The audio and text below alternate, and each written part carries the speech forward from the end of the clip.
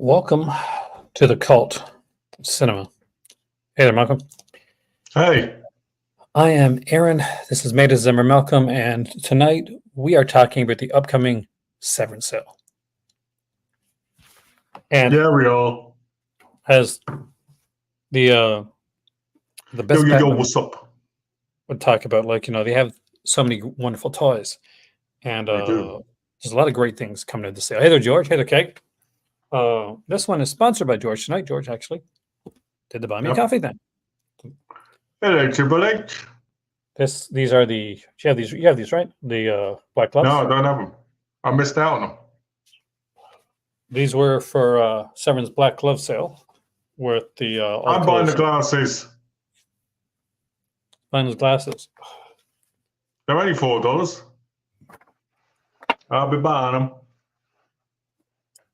They're not real glasses anyway, are they? They're like fun little novelty glasses. So I wonder why they were so cheap. But I'm glad they're only $4.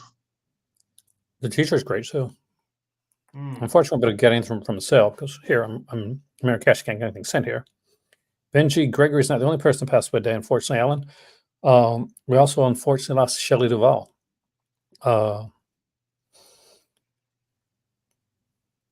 So bit of a double whammy there. Potter Press is great.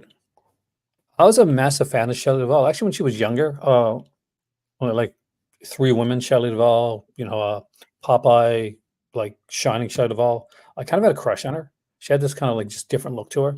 In her later years, right? Like she had, she's like this. There's a uniqueness to her. Like right now, there's a girl, like very famous actress, that literally is like this spitting image of Shelley Duvall. It's Mia Goth. And if you go back to see early pictures of Shelley Duvall, that's what Mia Goth. Hey, Sammy. Hey, Sam, welcome, man. Well, when I heard the news she passed, I have to admit I was a little bit relieved. She's gone through so not much. Not because I wanted her to be dead, obviously, but because I knew the pain she was going through. And I knew she was really suffering. Starting to have a bit of a comeback. That was what I was hoping. We got so many to look at today. That intro is that came there was, if you guys saw my Severin video. 75. Yeah, that's just pretty young. Finding myself trying to dress up for Halloween with homemade opera costume. Really? That's kind of cool. I love Goth. I do. I think Mia Goth's amazing. Still got to see him next year. I started to watch that movie tonight. The one that you guys mentioned. Environment Nature. Yeah. You don't like it? Fuck no. It's really fucking boring, man. Good. Good. Now we're going to all be on the same page. Because we'll talk about it. Well, I want to get like Jose and like Mesh Cast guys, and me and you three of us will talk about it. But I haven't gotten through it yet. Like I had to stop because it was so. Like first, I thought there was something wrong with the camera because I heard all this talking and that had that static like shot for the longest time. Piece of garbage. That's what it is. I'm not finished yet, so I reserve full judgment until I'm finished. But from what I've seen right now, like I know what they're going with, but I don't think they succeeded. Not in the way like a Hatchet or a Terrifier did. Like those succeeded what they were going to do. It's because they run out of funding. I don't know if it would have worked. Like the way it's. Well, we'll do a video. Ready for Severin? Well, Ozzy, I will say this: Inspired by Skirts, when that came out, it was a highlight of my year because I've always wanted 3 and 4, and I can see why 3 and 4 were never released on Blu-ray before because they're not as good as the first two. I know. I spoke to Maddie about this because I was putting it on my Facebook, and I'm sure you've already got it. It's not a big deal for you, but Mon Macabro lost the rights to I was going to tell you that. In a woman in lizard skin, and Perversion Story is another one. Did they lose Perversion Story too? Yeah, they've lost 4. What were the other 2? Do you know?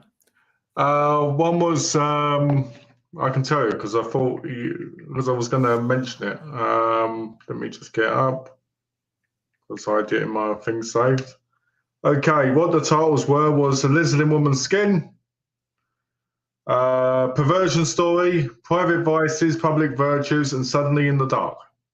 Okay, so I have 3 of the 4. The other one I wasn't keen on. Can you guess which one I didn't get? Yeah, you probably didn't get the Japanese one. No, I got Japanese one, of course. Sailing in the Dark. I bought that one for day one. I didn't get Private Vices, Public Virtues. Actually, surprised me. I thought you would have got the Asian one. I was like one of the. It's got like this cool thing, like showing the different like VHS covers and stuff. Which is drew me in right It away. does have Lizard in Woman's Skin. They released it. I know because it's coming out. I think next month.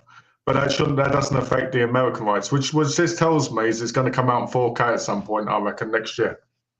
But for me, I'm on Windows, and I want the mono edition of that because I don't know if the same features are going to be there. Like that's the thing as well. All right, Suddenly in the Dark is Korean. I made a mistake there.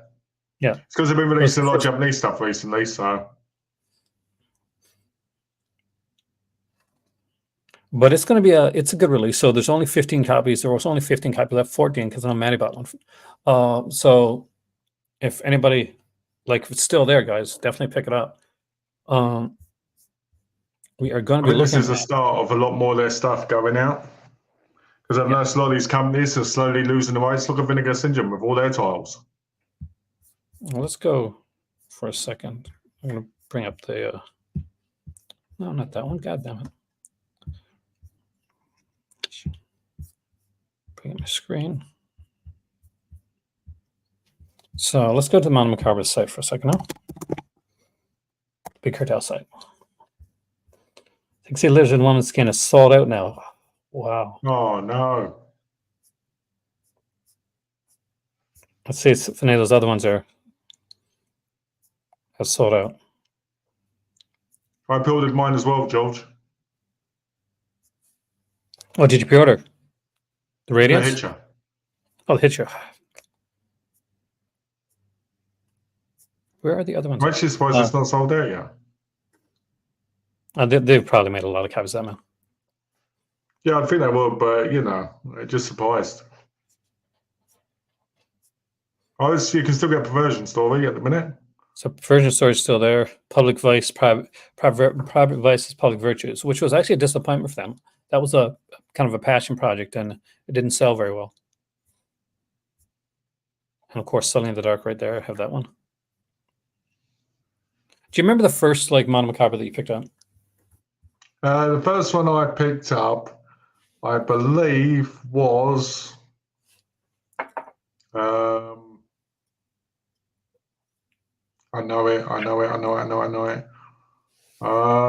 Because I've got nearly all of them, haven't I now? So I think the first one I ever really picked up was I know it was a retail one. So it's probably Sound Like the Fan. That was actually sent me by a viewer. The first one I picked up myself was one of the DVDs, and it was the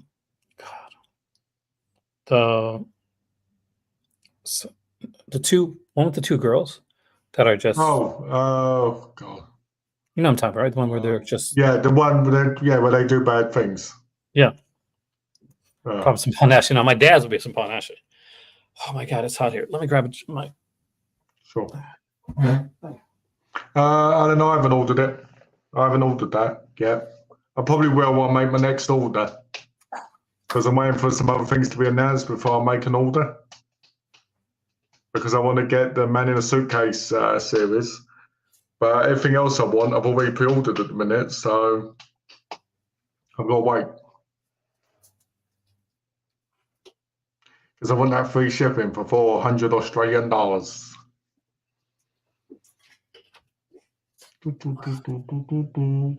my god. I realized I forgot to take my pills. What charge should I pay for American releases? Well, Vinegar Syndrome, I don't have to pay anything because I paid ahead. From television, it's normally about $15 to $20, depending on how many discs is in there. For Okay. For oldies, it's $10 plus $1 each additional item. Mondo Macabro, it's like $19 to $20 shipping, and that's just for 2 titles. What other companies is there? Trying to think. Any other companies that I've bought from? Yeah, it's not that bad. Not really. That's why I always try and get more for my money on the shipping. Like I've got an oldest package coming, I think tomorrow, which has like 49 titles in it, and then it cost me about 100 odd because I got the 99 cents discs. Severin, not too bad because I pay $25 shipping because I only buy it during their sales. So the $25 shipping if you go over 200, and since I always do that, it's not that bad, especially if it's bigger box set stuff. Actually works out cheaper than other places. Yeah, sometimes it can be a bit expensive. Though I'll say Severin shipping wise for the shipping, is packed amazingly good. Yeah. So when you pay the $25 flat fee for Severin shipping, one, prepare for a lot of like packing peanuts. But two, also, I've never had something that I ordered from Severin come damaged or anything, like not even dented, because they just pack it so fucking tight. Just so well with the boxes. And they actually use proper boxes, unlike Vinegar Syndrome. Vinegar Syndrome boxes suck. I don't know why, but for some reason lately, whenever I get the boxes up, they're always smashed in. Half my slips are damaged, even though, but I don't normally bother contacting them because I don't see the point. I want the films. I just get the slips because they're with the films. So unless it's a slip I really, really care about, I don't contact them. So is there either title out of the 10 that's been announced? We'll go through them. I know that this here. So this is a Maya edition. Maya was a company used to be, unfortunately, they're not around anymore, but they did a lot of these Italian releases. Yeah, I'm gutted about them. I'm glad that they're out of thingy because there's so many films that came out under them, which I doubt will ever get other releases. So this and now here, people want like 50 quid for them. Yeah, so this is coming to, this is part of the D'Argento Deep Cuts. It's the Door in the Darkness. It's the 4 episodes. The Tram being my favorite episode of the 4 of them, the one directed by Argento. Do you own any of the other ones? I watched them all. I like them all. Not them. I mean the actual DVDs. For you mean for like the Maya Communication ones? Do you own any of the others? Yeah, I do have a few more. At the farm, actually, this is the only one that I got here in the house. But yeah, I do, and Dad got a couple of them too. We got a couple more. One day we're on like Facebook, one of those horror marketplace places, and this guy had a list of stuff. I was visiting my dad, and he had a bunch of Maya and like Super 7 releases, if you know those. Oh, thank you.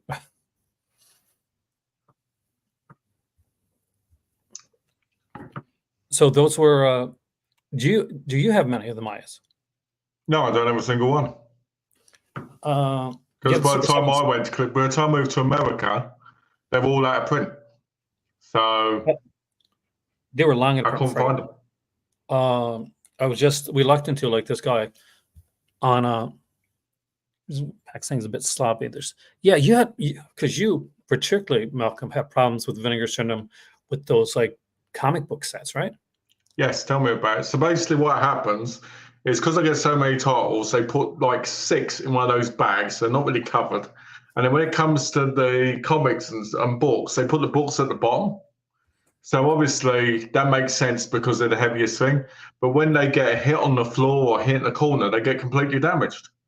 You think when you're, and I have to constantly buy shirts just so that they wrap them in them. You would think that when it comes to that, the money that you spend there, they take extra care, You would, wouldn't you? But they don't. I think it's just that I don't think they care as much as people say they do when it comes to the shipping. If you buy a few items, normally you're fine because they put them in the white boxes. Like Diabolic sent those to me what I got in the mail the other day. But when you get the bigger ones, the bigger amount, they kind of, I don't know. I think Grindhouse is having a snap sale right now, actually. They've been doing a lot of sales. Grindhouse Video? Yeah. I thought they were going under ages ago. There's still like I saw. I'm not sure if I got an email or saw it online, but yeah, there's a snap sale. They had like a bunch of sales, but Snaps one just started. I don't No, have. I've got the old school Kathy's Curse Blu-ray. I didn't get the light up one yet. lighter one's cursed because they always mess up for some reason, apparently. It is such a weird one. I mean, the light up thing for me, if you're going to do something like the light ups, Synapse Impulse, that's the one. Yeah, thanks, Uzi. If you're going to do something like that, like save it for a retro VHS release. Look at Terrifier 2's success in with that VHS release, right? It's got Yeah. people like looking at VHS again. It's got people collecting VHS that never have before. Yeah, do it for something like that. Put it like the what's the name of the movie? The Pit. I remember that one had like had a release where the eyes glowed. Had glowing eyes. This last couple of weeks, Keg, I have not been able to watch as much as I wanted to. And when I do get a chance to watch something, especially right now, where there's as Malcolm knows, I'm juggling 100 chainsaws and every once in a while a 101th chainsaw is coming in. I get to the point where I'm like, okay, I want to watch something, but I can't watch a movie because nothing's gonna take too much time or too much energy. So I'm putting on like Canon. I'm putting on like Streets of San Francisco. Putting on the porno. I haven't watched Spanish horror recently though. But I got to be in the right mood for that. I personally feel like with the glow up eyes, they should just made it lenticular so that the eyes light, kind of thing. That would have been easier. Yeah, that would make sense. It's not as nice, but it'd be a permanent thing. I come from I'm the era like I'm not sure how old would you be. So how old are you when were you born, Malcolm? Like around what time? I was born in 1891. All right. So in 1994, 95, how old were you? Like were you like teenager? 1994, 1995, I was 6-7 years old. Okay. So I'm of the era of like comic books when they started to do these big like holographic covers and chromium covers. Yeah, they were the best times. They were so cool. Stories and weren't always the greatest, but those covers were rocking, man. And the gold-plated X-Men covers, I love those covers. They did like did for X-Men, did for the Avengers. I still remember the Vision one, which was really cool. It's kind of a white one. George, you can rewatch stuff in your collection. It's okay. Got so much. Sandman Mystery Theater. I actually had that for Christmas this year. The first compendium came out, and it was about $75, close to $100. And I was on a book site, and I looked on it online, and they had it there for $14. So I'm like, they only had one copy at the time. And I'm like, okay. I contacted my mom, said, "You want to get me something for Christmas?" So I'm put something in my stocking. Sam Mystery Theater Compendium Volume 1 is there. And so she ordered it and got it, and it's at in Canada right now. So when I go back, that's one of the compendiums I bring back to Morocco with me. That one and the first the Milestone one, because I love the Milestone stuff as well. Nice. Icon rocks, man. I need to start getting into reading my comics again. I've been reading I love my reading. Reading what I read today. Hey, welcome, man. I read the Black Label first issue of the Boy Wonder. Yeah. Have you checked that one out yet? Is that a new one? Yeah. No, not yet. No, it just came out. And it's, where he's caught, and he's pretty much telling everybody, "Hey there, Maddie." Mentioned earlier, actually. Magic hands. Magic. There we go. Hey. We are getting ready for the sale. I guess we should talk about these. So let's go to Opera first. Let me see if I can get some things up here. I think we know that, KG, to be fair. And I'm sure it's more than 50%. It's crazy, but you never know. Things seem to be getting transferred more nowadays with these boutique labels. He's right though. Like every generation that it goes up, when it went from like Yeah. VHS, started with CED, went from CED to VHS and beta. From VHS and beta went to DVDs and Blu-rays, and each generation, it seems like you're losing some. Yeah. Some are falling off. It's true. Which There's is tons of films that I'd love on DVD, on Blu-ray, but it's not even been past VHS. Yep. But you got to live in hope, haven't you? That's all you can I do. thought And, most of these short video films would have been released. when anybody looks at me and says, "I'll never buy a DVD," I said, "Well, you're going to miss out then, because some stuff just ain't coming. Just buy the DVD. Some things are only on VHS. I'm waiting for Breaking the Rules to come on Blu-ray for the longest time, and there has been. Oh, you gotta be fucking kidding me! Comic book news. So I will tell you after, but it's. Did you like Brand New Day? Yeah, it was all right. I'm gonna slap you. No, it wasn't. Is that the Spider-Man one? Yeah. Well, the one right before. Did you like what happened right before? Brand New Day is okay. I agree with you on that. But did you like the One More Day? No, I don't think so. It was years ago, but I read it. For those who don't know, in One More Day, the Spider-Man's Aunt May gets shot, and by order from the Kingpin, and it looks like she's not going to make it. So he goes around trying to get like Doctor Strange and everybody trying to help him. Nobody can help him out. So finally goes to Mephisto, and Mephisto's like, "I can save your aunt, and I'll make everybody forget that you're Spider-Man," because this is right after Civil War when he's told everybody that he's Spider-Man. And this has been the effect. He said, "But you have to give me one thing." And Spider-Man says, "Well, anything." And he said, "Well, then, I want your marriage. I want your marriage." And, she won't remember who you are. She won't remember that. So the whole story behind it came afterwards is that Mephisto, if Peter Parker and Mary Jane would have stayed married, they would have had a kid. And that kid would have been the downfall of Mephisto. So he has an invested interest in keeping them apart. So now they're doing another storyline, Malcolm. And we're Spider-Man. And by the way, everybody hates One More Day, just for those that don't read comics, because they want to see Mary and Peter together. Of course, yeah. But so they've had this character come in from like a different alternate universe and ended up staying there, called Spider-Boy. You said, like, in a different universe, how was your sidekick, right? Yeah. And so he dies.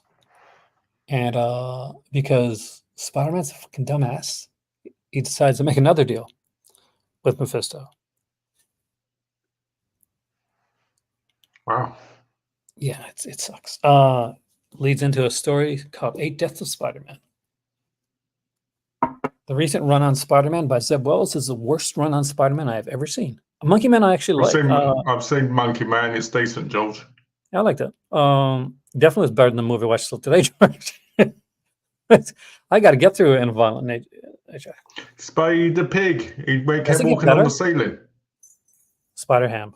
Peter Porker, the spectacular Spider-Ham. I had those comics on Alan.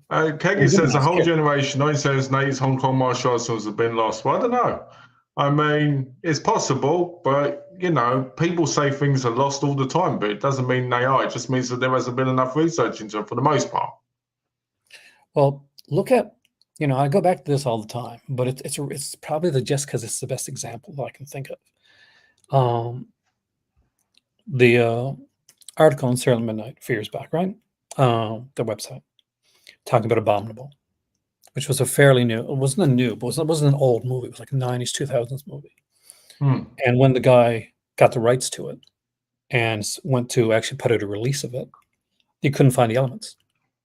So he spent like over a year looking for the sources to get the movie at all. Yeah. So the fact that it's actually available, and that's a 90s, 2000s movie.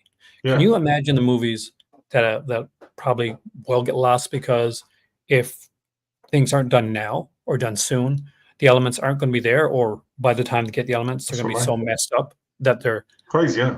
yeah. It I mean, is. this is why I like. This is why I'm glad that people like television exist, because they're people that bring in stuff that most people might have forgotten. That's definitely true. And that's just like the sale we're looking at tonight.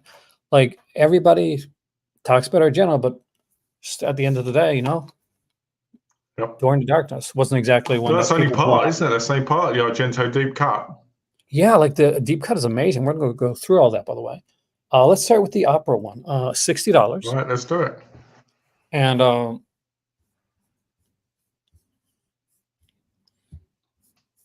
bring it up from. I'll go up to my. It's my dad. Oh, So.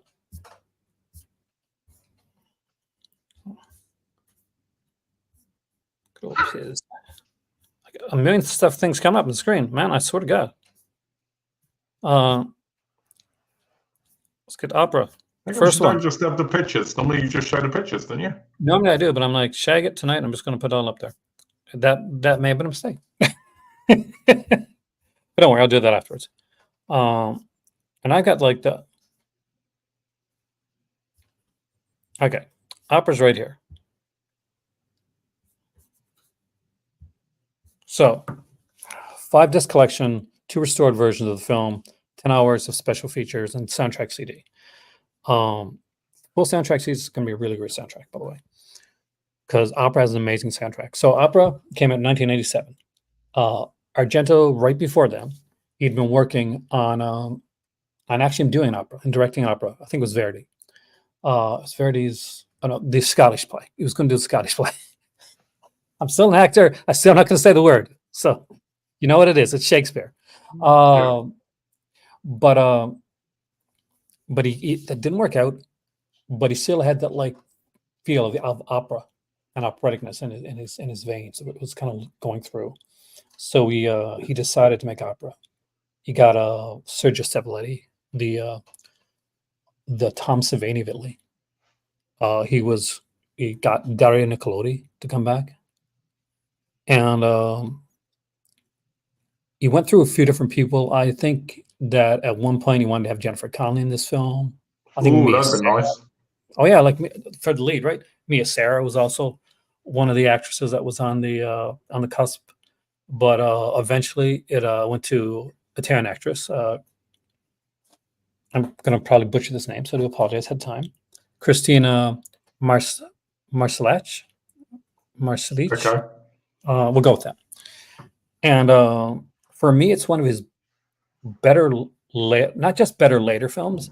I think opera is one of his truly a great Argento film. I think it was the cusp of his probably last real great film. It is. I mean, it's got this like amazing, like beautiful, like visual style that we'd slowly see. There'd be like glimpses of it in later work, but I don't think we ever see this visual style to this extent again. And it is just magnificently done. There's some sequences, like everybody remembers the needle sequences. Everybody usually remembers the peephole sequence in the film. Those are 2 like standout like scenes. We got a lot of stuff here. First one, we got the 4K UHD, the director's cut, and the US cut. 2 different cuts of the film. Got audio commentary. We got like 3 audio commentaries on this one here, plus the trailer for opera and Tear at the Opera, which is the US version of it. That's what they call it in the United States. Then we did Blu-ray disc with the 235 director's cut and US cut. And we get some more features, interviews with screenwriter Franco Ferrini, interview with actress Christina. And on the third one, we got the director's cut. And special features, we're getting, again, more interviews with more commentaries, just a ton of stuff here. The 4th disc, again, more special features. It is loaded, guys, interview after interview after interview. A lot of these are new interviews. A lot of these aren't like transferred over from other ones, but they're actually new. But the other old interviews are transferred as well. And the 5th one is the CD soundtrack. And of course, there's the booklet as well. I think $60 is not a bad price at all for this. I think considering Full Flights of Grey Vote was 55, I think it's a bargain. Yeah, like this, and it seems like The rating stamp. I'm not sure if we do rating stamps. Maybe if we get the time. If my voice doesn't go. Anybody notices my voice is going a bit tonight. Endless carpet tracking. See, yes, That was a good saying. it is just there is so much amazement and wonder in that film. Like, if ask me, okay, what's an Ardino film needs to be in 4K? Like, everybody's going to run and say Suspiria, and they're going to say Tenebrae or Bird Inferno. in front. Like, yeah, but with the classics, of course, you want all those. But opera, as the latter stuff, opera is what you want in 4K. This is a visual masterpiece. Yeah. It's a visual masterpiece. I love the cover as well. Yeah, so now that'll be $200. Yeah. George wants the Covers. Radiance because he's the Covers board. Radiance master. George, see, I would like to get, I don't know, you probably wouldn't do it, but me and you and George do a pre-tape Yeah. for the Patreon Talking Radiance. That's what we need to do, George. Get your ass in.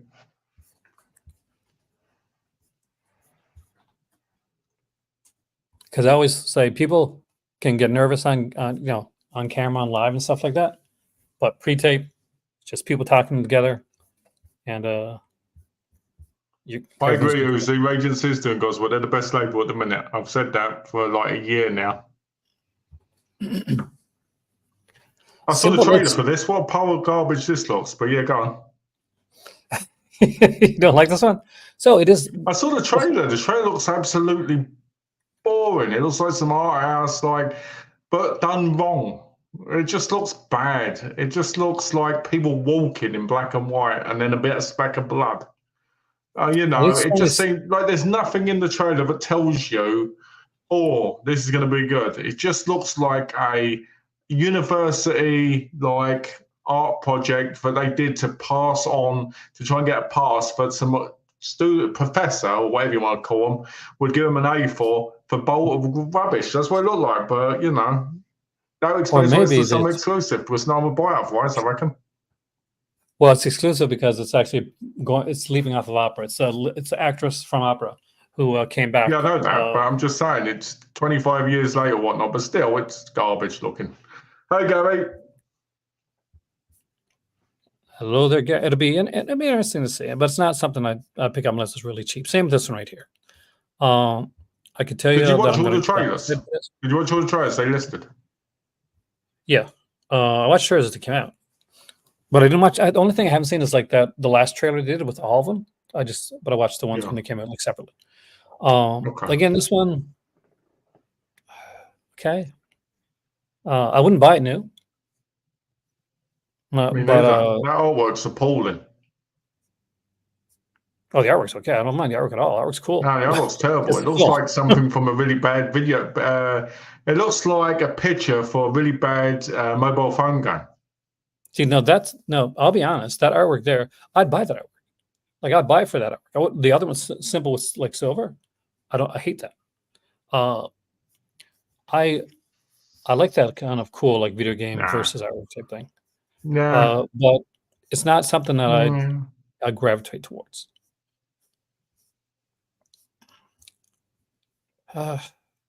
Again, all right. This actually looks like a decent movie. The slip looks nice, and I love the artwork. Oh, so you like this artwork? Yeah. I like it. It's got a sense of mystery to it and excitement. Uh-huh. And when you look at the cover that's underneath it, it looks even better. I don't know why all these haven't got slips. I think we don't need them. Like save them for the special stuff. We need slips for everything. I'm just saying, if they want to try and sell the stuff more, I know that Bullet Blake could be like totally against that because he's, slips are his thing.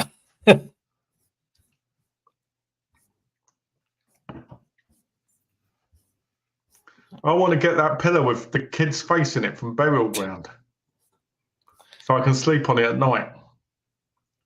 All right, what do you think of this one? This actually looks pretty good. The trailer this actually looked pretty decent. That's all right. Again, not a day one buy for me. Like it's one that I pick up eventually or on a sale. See, these are sale titles for me. I don't mean like buy them new on. These are I'd buy them on a sale. So basically, you're saying you'd buy them in like CX for like 10 euros or whatever.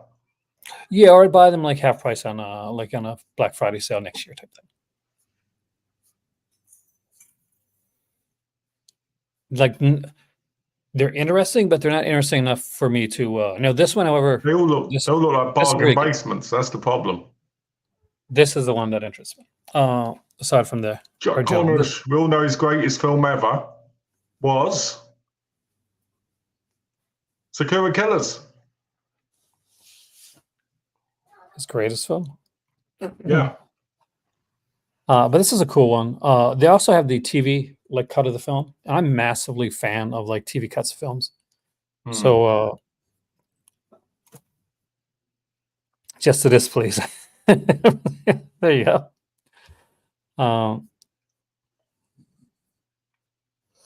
But I like the Mad Bomber cover. It has a very kind of 70s. I've been watching a lot of 70s like TV shows and detective shows and stuff like that too. And this one has that vibe to it. This is the Bird Eye Gordon one. You got I did like the slip on this one. It's a cool title. It's a fun little film. Vince Edwards is good. You know, Ben Casey, right? So a lot of special features on this one here as well. They load it up. That extra TV cut is very intriguing to me. Do you know what the difference is in the minutes? Don't know if they said. Oh, there's this. I've seen. Do you know? I watched the trailer for this, and it looks fun. Her dancing with the dog. Look fun. No, I've no. This is one. If it was at a CX for like a $5, I'd pick it up. But I'm not gonna spend $20 on this. Hey, film watcher. Hey, man. I'm not seeing your messages as quick as I gotta maneuver through these guys, so I do apologize. Gaspar Noah does like commerce, like stuff, a feature on this.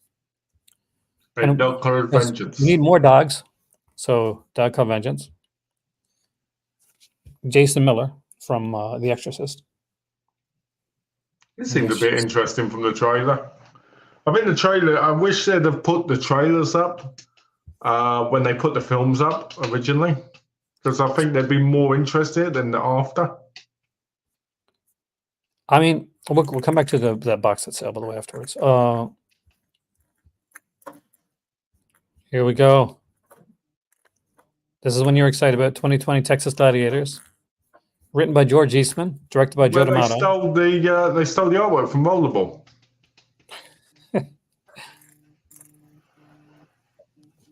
What do you mean? The helmet and everything. Yeah, they changed it, didn't they? Yeah, and that from Rollerball, and you see the guy like kind of the way he's standing like that. Go check out the cover for Death Sport. Just saying.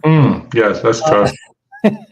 But you know it's homaged, I guess. But no, this is a cool release. Greta's in this. Hey, hey, Jose. Hey, Master. Welcome, man. If you have not checked out Master Chaos's traveling to Italy video, make sure you check that out. Check it out. Because I've watched it like 3 or 4 times right now. The store was epic. So it was, yeah. That's where I was like going through different places. And love that you end off at the fountain, because that's Oh yeah. such, The scenery was lovely. This is one that got me excited. I got this. But what's on here is incredible. So you're looking at During the Darkness, and on Blu-ray for the first time, by the way. Just saying. Part 1, The Neighbor and the Tram, 2 really good episodes, by the way. Audio commentary with Troy Howarth and Nathaniel Thompson. We got like Dario Argento, My Cinema Parts 1 and 2 are on here. Then we get like the Dahlem Eyewitness and Discs 2 with commentary. We get the 87-minute Dario Argento Master of Horror. I remember that's on this During the Darkness set as well, by the way, the Maya set. But I remember having that on VHS, or getting it from like a Blockbuster and watching it over and over again, like running. We get like an interview with Argento, an interview with Luigi Cosi, who Jose got to meet. And then we get Night Shift, followed by with TV Nightmares, interview with producer Dario Argento, Giallo on the TV. With Cosi, we get Lamberto Bava interview with screenwriter Dardano Sacchi. Calypso 9, interview with actress Antonella Vitali. Then on the fourth disc, we got Dario Argento's Nightmares and Giallo Argento, which is 100 minutes, 594 minutes altogether. This runs, I think, it's $45. I think this one is. Yeah, $45. And not a bad freaking price for this at all, actually. Yeah, it's probably one of the things I'm most looking forward to picking up. I'm just curious to see if they actually were able to do anything with the episodes properly. It'll be different. I mean, like,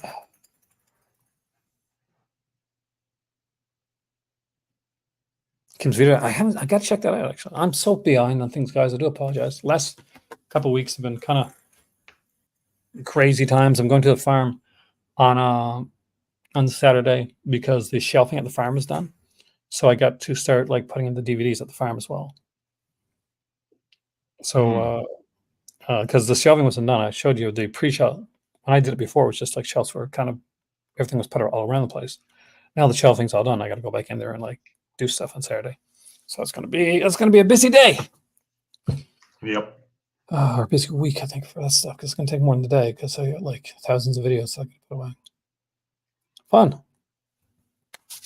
Oh, well, if it wasn't done, then you wouldn't have to do it, would you? So there's always a positive to it, I guess. Well, there's lots of positives to it. You're right. Let's look at the box set sale. Let's give recommendations for that. All right. So look at this. So here we are, 50% off. They said 55% on one of these, I think. We got Holiday on Spy Hours. Recommendation on that one? Thumbs up, thumbs down? A bit of thumbs up. Yep, there we go. Thumbs up on that one. Complete Lindsay Baker Giallo collection. Thumbs up if you're in America, not if you're in the UK, because they're being released over here now. Yeah, but did you get the soundtrack? No, I guess not, but still, it depends if people want it or not. That song, man, from Orgasmo especially. Oh, you can listen on YouTube. Yeah, but you're not a soundtrack person, are you?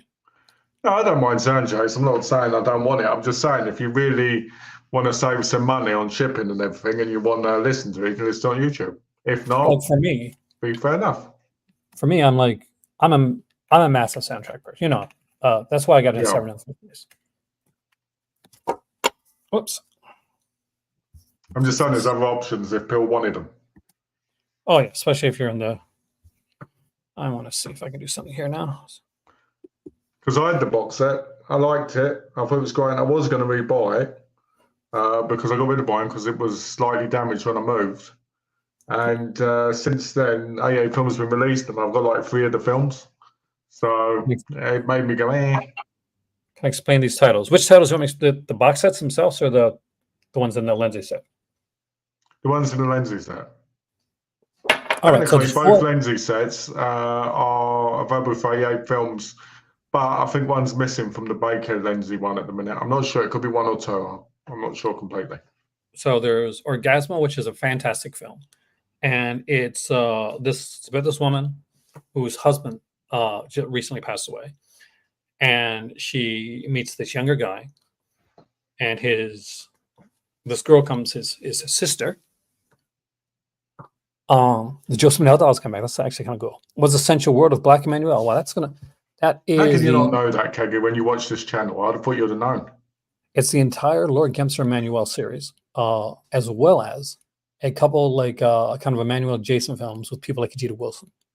So it is a massive set. I've got it upstairs, and it's like 24 titles, I think, on there, somewhere around there. Yeah, it's 24 discs. And it is. This, I've got it over there. It's coming out in August. Definite recommendation on that one. So Cushing Curiosities, would you recommend that one? Yes, I'd give it a thumbs up. I love that. So it made me get rid of my Suspect Blu-ray that came out for the network. because I was able to get in that box set. For the Sherlock Holmes and that alone, I would grab it. Just showing it's not the whole series because they got wiped. So there you go. We're talking earlier, but it's like stuff disappearing. That's a perfect example right there. I was surprised to see both Dons and Macabre's sets go on to the on sale.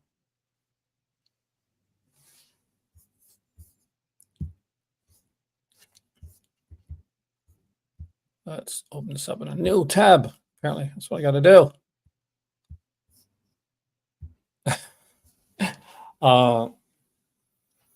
There's the Dungeon of Andy Milligan. I mean, if you like Andy Milligan, Yeah. he's not one where I'm like, oh yeah, that's when you better get and grab that one. You know what I mean? It's Yeah, I know what you you mean. gotta like it. You really gotta like Andy Milligan because it's gonna Well, be a good it's price. like it's cheap. It's cheap. It's cheap cinema. It's best, really. You know, if you want to look at an inept director who basically did bad cinema at times, then yeah. I mean, most of the time, but I still enjoy it. It's still great. You just have to know what you're going in for. Yeah, and it's Orgasmos. You're gonna have a lot of fun with Orgasmo. It's a great film. It's box sets for Kai films of a film series or direct. Yeah, I like to do. The Severin's one of the only companies that does this, aside from like Vinegar Syndrome doesn't do it. I guess Criterion's the only other company that does this. Like really kind of like takes complete directors and stuff. Like in North America. Now there are companies in like in Paris and in the UK to do stuff like this, but to see like the extensive sets that they put out there, like Andy Milligan is one of those guys you would never think somebody put a set out. No, you wouldn't. No, definitely But the not. fact that they did that, I mean, like that's Same with Dennis Steckler, really. yeah. Dennis Steckler is more interesting to me than Andy Milligan. Andy Milligan's better Andy Milligan's a better writer than he is a filmmaker for like dialogue and stuff like that. Dennis Steckler is a better, and use this word loosely, filmmaker than he is a writer, really. It's that's a good blind buy, man. Orgasmo is actually an excellent film. I have a T-shirt. I like so much. I actually have a T-shirt of Orgasmo now, which I was going to wear tonight. Actually, but it's too hot. The Eurocrypt, the Christopher Lee Volume 1 and Volume 2. I know, like Master Cass wasn't a massive fan of those. My better half loved them. We only got the first one. She wants the second one, but she really liked that one. House of Psychotic Women's Head is amazing, Gary. That is a great set. I need to grab that one. So it is a video set that goes along with Kayla Janice's amazing book, which I used to have, and I need to get the updated edition of. I would definitely recommend that one. There's some cool titles in there. Never thought you'd get an Elizabeth Taylor film, Malcolm, from but in the kit, right? Yeah, it's a cool film too. It's got a different name over there. What's it called over there? Can't remember, but it's got a different name because I've seen it through BFI. There's a few like I love like seeing the different names and stuff like that.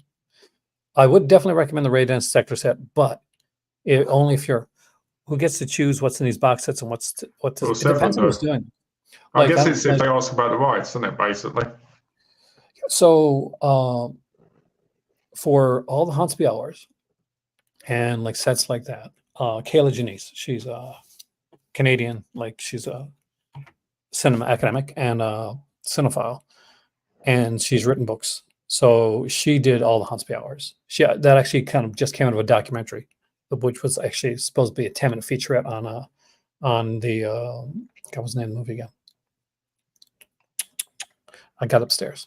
It was supposed to be a 10-minute featurette on one of Severin's films, which became a 3-hour documentary, which turned into a whole box set. David Gregory for some of the stuff, it depends on who's working on it. And like Malcolm said, they'll go in there and they'll see, okay, with Al Adamson, like they just scored. Like there was stuff that they didn't think they'd ever be able to get. Like it would just. Did they have Nurse Sherry in that? Because I know Vinegar Syndrome released that. Yes, they do. Actually, that's the thing. They had Nurse Sherry's now out of print from Vinegar Syndrome, but it's a Vinegar Syndrome the whole version. It's on the set because there was the hardcore version of that film. They had everything, and that was insane. Did you get the set, the L. Amson set? No, I missed out now. It's the only one I don't own. I keep waiting for somebody to put it up over here on eBay It'll come for me to buy it, but it's always only available if I import from America, kind of thing. But I'm not doing that for a big set like that because I don't want to get damaged because I don't want, bad shipping. Like I spent a ton on that, so I'm not gonna lie. I didn't wait. The announcement was made, and I remember it like hell. I remember it was yesterday. I was sitting in the living room with I think Raj was there, and the announcement was made for the Severin set, and they showed like the movies and the posters and the record and all this bunch of stuff that was with it. And you And squealed. oh, pretty much. I actually did. Him was like, "What's wrong? What is it?" And I said, "You're not gonna believe this." And I said, "This they're like Severin is doing is doing a Criterion." And she's like, "What do you mean they're doing a Criterion?" I said, "L. Amson." I said, I never thought there'd be a box set." And she knew L. Amson was because I mentioned him before and like the murder case and all that. She knew from there. So she said, "I hope you're a fan." I said, "I'm a massive fan of this. The documentary's on there as well." We watched the documentary together. And she's like, "Okay, then, well, let's get it." And I'm like, "Okay, we're going to get the set." She said, "No, this is something that you really want. We're going to get the big one." So we got the bundle, and the expensive bundle. It's the most expensive thing I ever bought, I think. And I don't regret a second of it. So much love for that set. I love the hell out of Dracula vs. Frankenstein, man. Such a crappy fun movie. I guess that's why they released it separately as well. Yeah, they released a couple of them separately. They released his kids movie separately as well too. Yeah, I had a T-shirt. I didn't know with that about. I didn't know that about global shipping. Okay, Gabe, thanks for letting me know that. Yeah, if you buy them at GSP and do damage, you get the money back. Oh, there we go. Driver's seat. Look, BFI. The title of that Anakitis driver's seat. But I'm sorry, guys. I mean to ramble on, but it was actually a very it was a big moment for me. And I just want to see what an amazing better half had. I did the Game of Clones set. When it went up, I was really excited and I pre-ordered it. And what was surprising was I got it like 4 days before anyone put it on YouTube. I was actually surprised by that. So was Game of Thrones your Al Adamson? Like the one we the Game of Clones, the Bruce Rotation set. I was going to say I didn't know you were such a huge Game of Thrones. I was quite excited by it. But it's funny because I watched like 4 of the movies and I haven't watched any more since. I think it's just because I just got out of it a bit. They're hard to watch a lot in a row, I find. It's like certain ones. Like I got the and I'm sure you got it too. I know you got it. The Criterion set, the Blind Swordsman one. So Zadichi. Yeah. And great films, but don't binge them or else there's a whole bunch of sameness going to come to it. I will say this. I feel like Lone Wolf and Cub you can binge watch because it does feel like a continuous journey and it's really nice. 100%, yeah. But Zatoichi, you can't really. No, this is like the James Bond-ish type thing, like that goes one story to another. A lot of them are similar. I got to go with Gary there. Like, I don't have the set yet, but I've seen every movie in the set. The Umberto Lenzi Thomas Milian set is amazing. It's Pliziateshi, and it's really good Pliziateshi. So I definitely recommend recommendation on that one. Nasty Habits. You recommend that one? My dad has this one. I don't have. I recommend. Actually, you know what? I've watched 3 of the 4 movies. I like them, but I think it's one of those things that had to be in the set to sell more than something that didn't. I think they're all fun. Don't get me wrong, but I think they're, I like looks like Maddie got one of the last editions of Lizard and Mum's Skin. I'm glad you got it, man. The Wings of Disaster, the Birdemic trilogy. If it's really freaking cheap. That's a must buy. No, it's not. It is, because it'll be super cheap. It's a must buy, guys, for that lenticular cover. If you ever want to see a film series where with each subsequent It gets edition of better. that film series, it gets worse. And it seems like even though the same person's behind every one of the films, it seems like he's somehow lost his ability to film make even more through each of the films. Pandemic is that? Well, It is. that's showing you're putting somebody's heart down. You don't I know, know, I'm being they're honest. putting. I could lie. You're the one who always says to me, right? But that's somebody else's work and that, and we haven't made a film, so we can't put it down as much. We can still be like we have at the Can end of we? the day.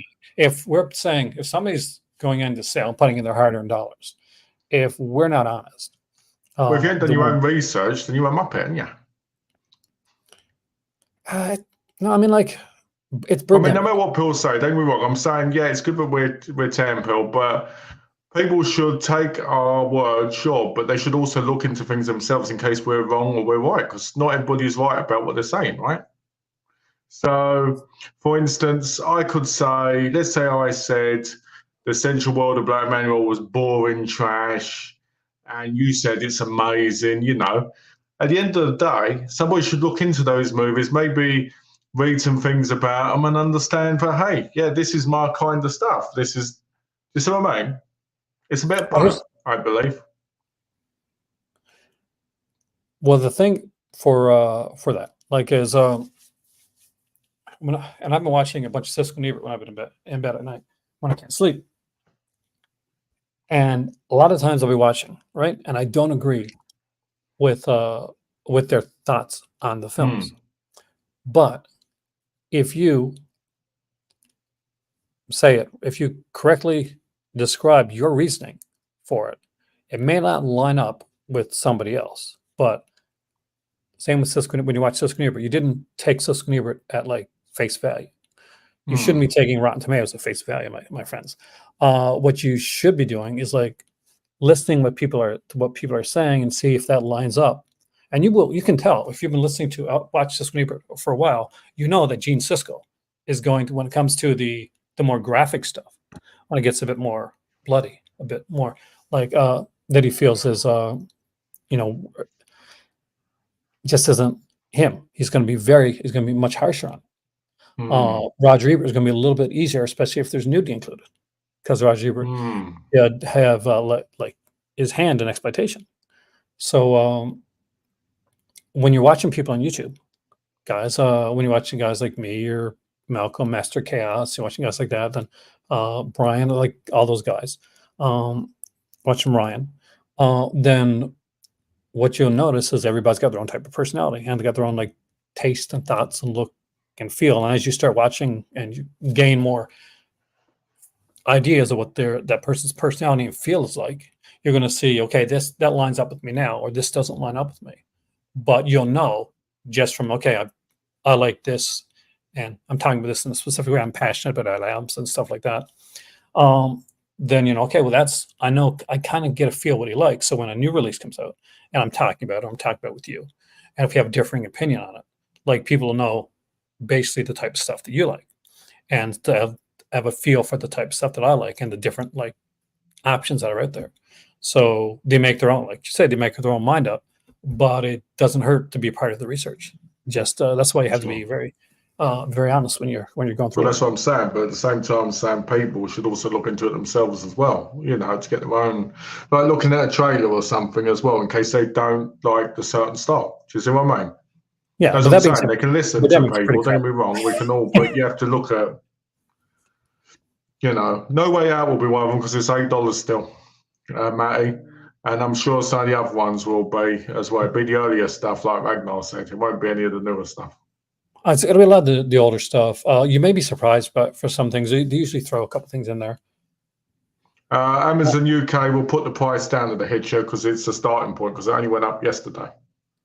I would say, if at all possible, I know some people say watch on Tubi or watch on another or Amazon or whatever before you buy, and that's something you can do. For me, I don't recommend it because 9 times out of 10 you don't know what you're watching. Like, is it a cut version of the film? Is it a quality version of the film? Is it remastered? Are you watching it with commercials? What difference is that going to make in your viewing uh, of the film itself? There's been films that I've watched on with that have been cut or watched on like a crappy Amazon version that comes from somewhere, or you go on like one of those Roku channels, right? And you get like this cut up piece, and it just doesn't hit with you. And then you'll go and you'll pick it up one day for cheap, and you'll put it on and you'll be like, oh, I really like this movie. Why didn't I like this before? It's always the experience is like different, depending on how you see it. So like something like any of these sets here, I'd say, and no, because some of these are going to be pricey. Like look at some stuff, but I want to tell people like all the Hansby hours. That's going to be the priciest one of the priciest sets on there, right? But here's the thing. For that one, not everybody's going to love it. It's folk horror, but I do always recommend it because it is so like if you like Wicker Man, if you're an A24 person, if you're watching Midsommar and films like that, you're probably going to be into all Hansby hours. When I say A24, I mean like the Midsommars and like the Ari Asters and stuff like that. Then that's going to be something you're going to like there. If you like kind of giallo stuff, even if you've seen the Forgotten Giallo stuff from Vinegar Syndrome, and you want like, I'm going to be honest here, an even a better version of that, the Lindsay Baker Giallo collection. It's a better version of that. Eurocrypt Christopher Lee, it's his stuff that he did in Europe. He's not always and often is not the star of the films. He's it's mostly dubbed over. Yeah, well, which he doesn't have to because he can speak all those languages, like Chris. I know, but I'm just saying. But it's mostly dubbed over. Yeah, which is insane. Like, dude speaks German, doesn't he? You don't even hear his voice, which is sad. But they're cool sets, and but you got one like Chris. You got like Chris Lee. You're not getting Hammer, and you're not getting like Dracula. So some people go and see Chris Lee's name and they think, oh, it's going to be Dracula, it's going to be Hammer, or it's a Crypt. It's very different than that.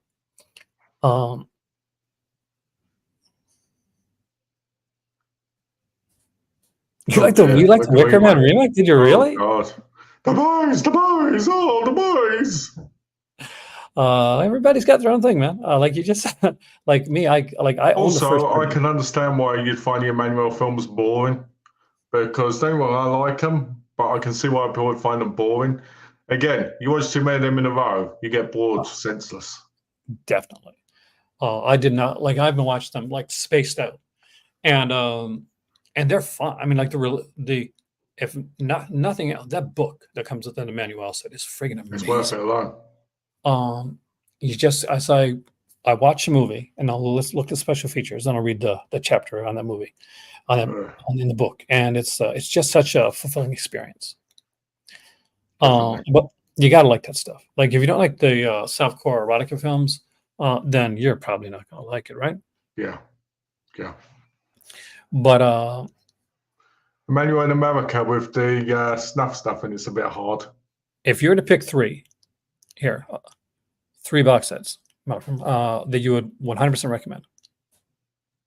I do believe Joe Hendry. Oh, now he's going to show up, man. I pick the Cushing Curiosities. I would pick the Central World of Emmanuel if you want a big set. I'll skip all the Hornsby hours because I think sometimes you have to be in a certain place for that. And I would probably pick the Nasty Habit set. Okay, so you picked Nasty Habit. Cushing Cross was the third one? The third one was Essential Emmanuel. Okay, so I want to pick three that you haven't chosen. That way, it's the best way to go with it. Because I know you pick all the haunts, so I'm going to pick all. Actually, I'm going to pick complete Lindsay Baker Giallo. I'm going to cheat. I'm going to pick the Lindsay Baker Giallo collection and the Walnut Streets collection. I think those two go together. I think you buy one, it's definitely good to buy the other. You get a Giallo set plus the Atechi set. If you like Lindsay, you're going to love this stuff. Milian is really good in this. Baker is at her best for me in this. She's done some good stuff. I'm gonna pick no, I'm not gonna pick no. I'm gonna pick House of Psychotic Women Okay. because it's just an interesting set. And I'm gonna pick All the Huntsby Hours. But Nice. if it was the fourth set, I would pick the Steckler set just But the because. question is, did you do the research? How much these will be with 50% off? I did, but I don't have it on this one right now. I had a whole lineup of stuff done. If you want to see prices and everything like that, I went through the whole pricing on all this stuff. Cool. We're going to go through the pricing of the sets, of the bundles with the way in a couple minutes. Because I'm just curious that the thing, because I know all the Hornsby Hours was like 115 that time. So it's going to depend. It's going to be SRP price. So it won't be the sale price because 115 is not what all the Hornsby Hours is like. That's its like lowered price. But I gotta remember what the SRP is for all the Hornsby Hours. Hey man, it was a pricier one though. Tinto brass, I love Tinto brass. Tinto brass, what is ass is brass? Let's check. I got his book recently. So I'm turn that.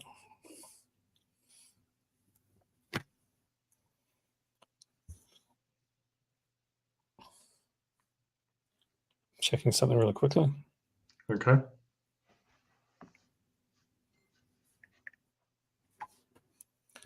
So we got 10 brand new titles there. We've went through those 3 limited sale bundles, which we talked about. 50% off the SRP for most Severin and Intervision titles. What's interesting is certain ones are going to be 75% off. Maddie talked about there. Select Severin and Intervision titles. Be interesting to see what Intervision titles are going to be. That's going to be the Gunman one. Wait, the DVDs, right? If the DVDs that things like Family and all that, those ones. Please stop stabbing me. Some of those are gone. Like some of the earlier DVDs are gone. Depending on what's still there. We got a brand new merch coming out. We've seen a lot of that. New alternate slipcase and merchandise for the last horror film 4K. For those that didn't get the last horror film 4K, congratulations. This is a much better slip than the previous Maniac 2 one, in my opinion. The new on Saturday, Pluto, they go on sale on Saturday. Yeah, so a 24-hour set. So it's going to be. So have you seen that? You've seen the artwork for the last horror? Yeah, the new slip is actually really nice. I'm thinking about buying it. It's pretty much the guy that did it. It's famous Monsters of Filmland like style, kind of aping the work of Basil Gogo, who did the most of the cover art for a lot of these famous Monsters of Filmland, and it's a really, really nice looking one. 50% off most stickers, 30% off of shirts and apparel, 30% off of drinkware. They may say 30% off shirts and apparel, but trust me, there's going to be some shirts going to be there for like $5. It always happens. I'm going to jump on them if they are. Oh, man, that's how I got my BAM shirt. 25% off most enamel pins. The sale is happening tonight. For us, it's 5 a.m. in the morning. I'm guessing you'll be up for that. Hopefully. I initially had planned to be up and like making the video live for that, but I had so much I was doing that I didn't know if I was going to be able to do it. Fairfield Theater deserves low ban. So releases that are not going to be on sale. Here we go. This is BS. Volume 3. Sherlock Holmes and Deadly Necklace. Sherlock Holmes, Game of Clones, Bruce Exploitation Collection, Volume 1. Enter the Clones of Bruce Lee. Cemetery Man, 4K and Blu-ray. Great Alligator, 4K and Blu-ray. Butcher Baker, Nightmare Maker, 4K. Kathy's Curse, 4K. Devil's Honey, 4K. 10:30 p.m. here, Kubrick. Yeah. The Church, 4K. Blu-ray. The Sect, 4K. The Sect Blu-ray. Hotspur, Lola. The Scavengers, Spider Labyrinth, 4K. Spider Labyrinth Blu-ray. Dracula, Prisoner of Frankenstein. Blood Moon.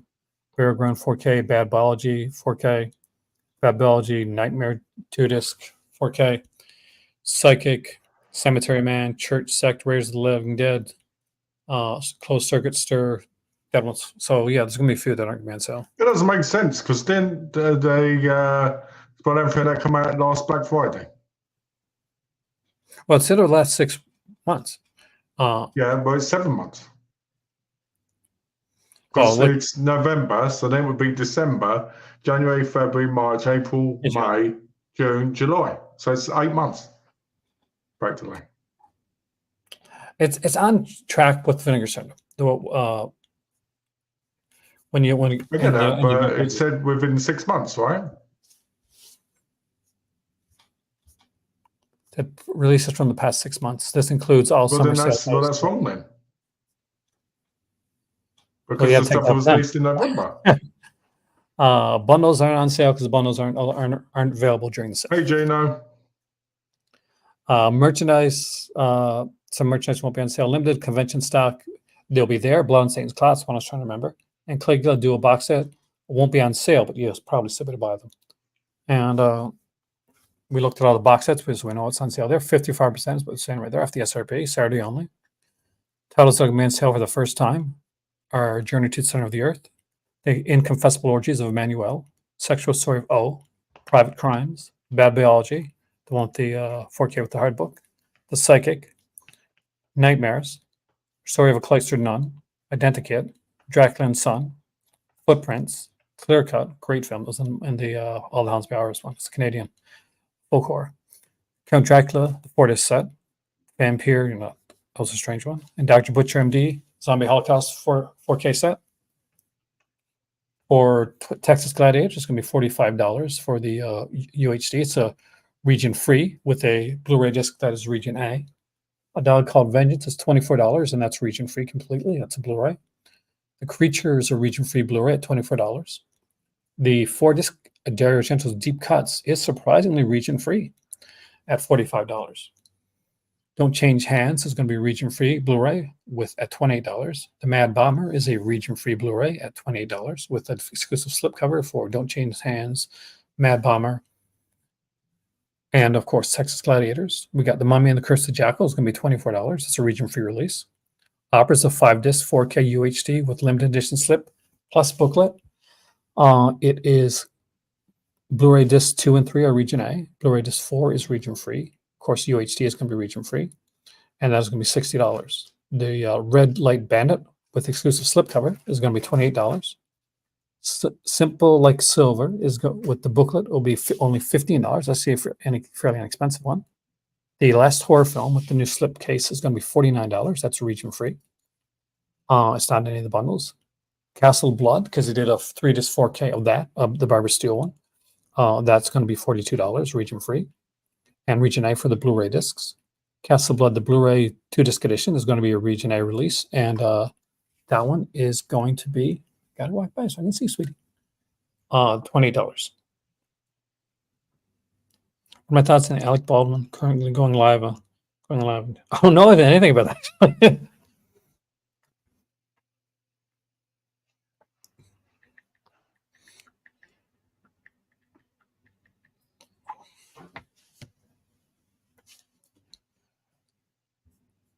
Still there? You're so quiet, Mark. Yeah, man. Because I was waiting to what you were going to say. But yeah, no, that's the breakdown if you're buying them separately.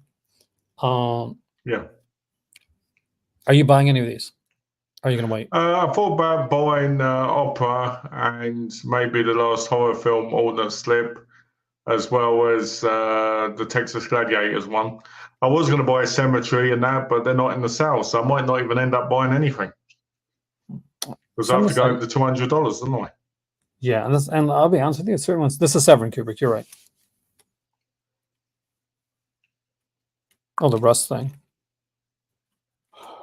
It's a tragedy, man. I don't know, but I don't really how you do that. Okay, brand new merch. Make your own slasher novel. This was interesting. It is one of those kind of choose your own adventure. Almost looks like a Steve Jackson type of thing. If you remember the Steve Jackson books, guys, from the 80s and 90s. This looks fun. I might pick this up. And it's got 2 alternate covers as well. Yeah, you can choose one or 2 covers on that one. That's actually kind of cool. I'm guessing you probably use a dice with this one as well. After the World Ends, Slasher Manning Stock, the English language book by Claude Gerald is going to be there for $35. The Severin Films logo water bottle. Water bottles are so in right now. It's such an important thing. Last Horror Film art slip. You can buy that the slip-on zone for $10. The holographic sticker, $3. I don't get this new thing with these holographic stickers. Me neither. Devised. The The magnet though. Oh, that could go on my fridge. Joe Spinell plush doll, $40. You got your Joe Spinell plush doll to cuddle into. Yeah, I got mine. It's upstairs actually. $28 for the Texas Gladiator shirt. $28 for the opera shirt. $4 for the pinhole glasses. That's actually kind of fun. It's $15 for a opera postcard signed by Christine. Wasn't it 10 last time for Libido's one? Was it Libido? I swear one before was $10. What, for the It postcard? was signed. Yeah. I guess it depends on who it, like. It was kind of like a big deal that they got her for the opera release. She hasn't been on any release of opera before. Yeah, that's true. So, you know, different people have different like signing prices as well. I might Severin get the Films shirts. podcast logo pocket T-shirt for $25, and a Severin Films logo sleeveless T-shirt. I would get that, but I just don't want my muscles to be bulging too much on screen. Ooh, muscles. Oh God, that ain't gonna happen. I always tell him though, I said I have a 6-pack. It's just hidden by and Yeah, kept hidden. protected by my belly. The keyword's hidden. You got to keep it hidden, dude. If you got as an impressive 6-pack as I have, you have to hide it with a bit of padding. Well, you know what? I've got an just saying. 8-pack and it's hidden under this. That's the way There it's you so go. what do you call it? Because it Pack has on the to, pad. you know, do double the hidden. $289 if you want to buy all the films. Which is a saving of $32, right? Yeah, that's a bit. I mean, like the Malto Argento pack, which includes opera, includes Malcolm's favorite, Simple Like Silver. So he wants 2 copies of that one. I do. Is $150. Comes I with found more postcards, interest in the t-shirt. book in it than the actual movie. It'll be interesting. It's only a short film too. It's like 70 minutes long. Yeah. Penne Apocalypse bundle. You can watch it with some good old penne pasta. Is only $65, which is the Gladiator set and the T-shirt. So not bad. Overall, pretty decent stuff. US, you get the best deal because over 100 shipping's free. In Canada, it's over $150 US dollars, not Canadian dollars. So keep that in mind. Shipping is $25 flat fee. There's no free shipping. In the other countries like Morocco or in the UK or Scotland or Spain or anywhere like that, Africa, you it'll name be it. $200. Yeah, $200 US dollars plus $25 flat shipping. No free shipping on anywhere but in the US. I remember when like Severin and Kino used to have US, like we used to have free Canadian shipping. Oh, I miss those days, man. I miss those days a lot. yeah, I can imagine. Yeah, $200. No, $200. Then free. Then depending on where you are, then it's $25 shipping if you're in the UK. Yeah, $25 shipping for like it's a flat fee. It's not too bad. The shipping is good. Now that's a good flat fee. If you're buying because if you're buying a ton of, if you're buying like 3 or 4 of those box sets, like you know, man, It's we worth got it. the manual box set's fucking heavy. Yeah. I don't mind paying $25 if I'm buying like 20, 30 titles because it just makes it like $1 per each or less. Plus box sets. It's a bargain really if you're buying a lot. It isn't if you're not buying a lot. Like if I buy 4 shirts and then I buy a couple of discs and now I've paid $25, it's not much of a bargain. It's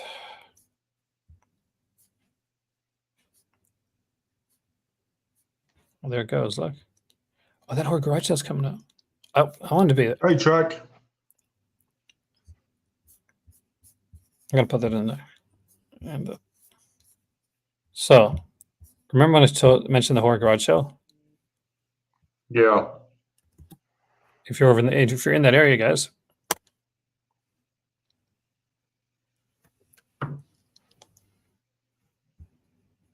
that's linked to the sale. Oh, nice.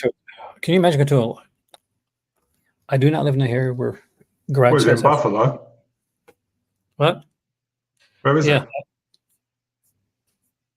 'tis in Buffalo, New York. Oh, cool. Well, I can't go, sadly. I cannot go, so I cannot spend my monies. Well, Maddie went to an Ollie's where they have like omnibuses for like $25. I want to cry. Sorry, I've got to say this quickly, Trek. No slip. Oh, no. And it's a beautiful one as well. Manos is such a fun, bad movie. Oh, Manos, The Hands of Fate, Blu-ray from Sinners, and it's incredible. I can't Remember believe Torgo's- is that the first time you've seen it, Gino? It's a great film. Got the Crow 4K, no slip, but finally got it happily. Nice. I mean, there's a lot of good stuff here. This is, for me, I'll be honest, and I'll be blunt. There was more excitement to this sale for me than there was for the Vinegar Syndrome sale. You bet he loves the Vinegar Syndrome one. Well, you know why? We can't. Let's not saying on here, but we know why. Yeah, true. I'm just saying because you said the excitement of it. But no, my excitement was there anyway. $10,000. That would not even touch my collection amount. My better half would definitely not. She knows how much our collection costs.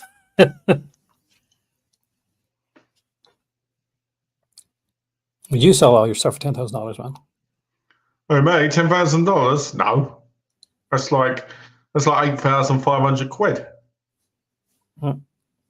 I would probably sell my whole collection and thing for probably 120 grand. That's not bad. I definitely have to look into like for something like that. I don't know if I'd be able to. I've got like that emotional connection to some things, right? But have keep my lamps inside. That's gotta stay. My Black Man Mouse would probably stay. Terrifier 2 VHS. I freaking want that so bad. But I hate the fact that people buy themselves. I think I'm the only person who doesn't want that VHS. Because everybody else gets so excited over it. It's really weird. I get it to a degree, but you're not the age of VHS collecting too. I remember those days. I remember standing around doing VHS.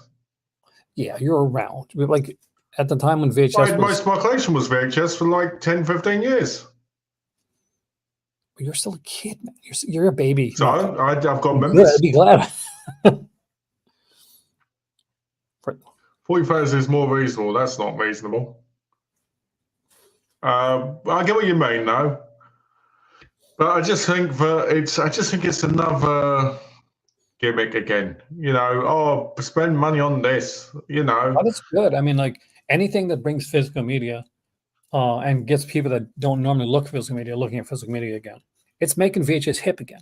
It's given the right look. You mean like when they did with vinyls and that? Well, yeah. Look how well that went. Yeah, that's so long with VHSs. I'm a baby compared to you, George. George, you're only like 44. I'm 36. You're a baby. You're my baby. You're supposed to be my kid. What are you on about? I stood in line for Anchor Bay releases. In back in the day, I remember waiting for those. Just it was an exciting time because they'd only have 1 or 2 copies, and you go down to CD Plus. And you had to be there when it opened. See, someone agrees with me.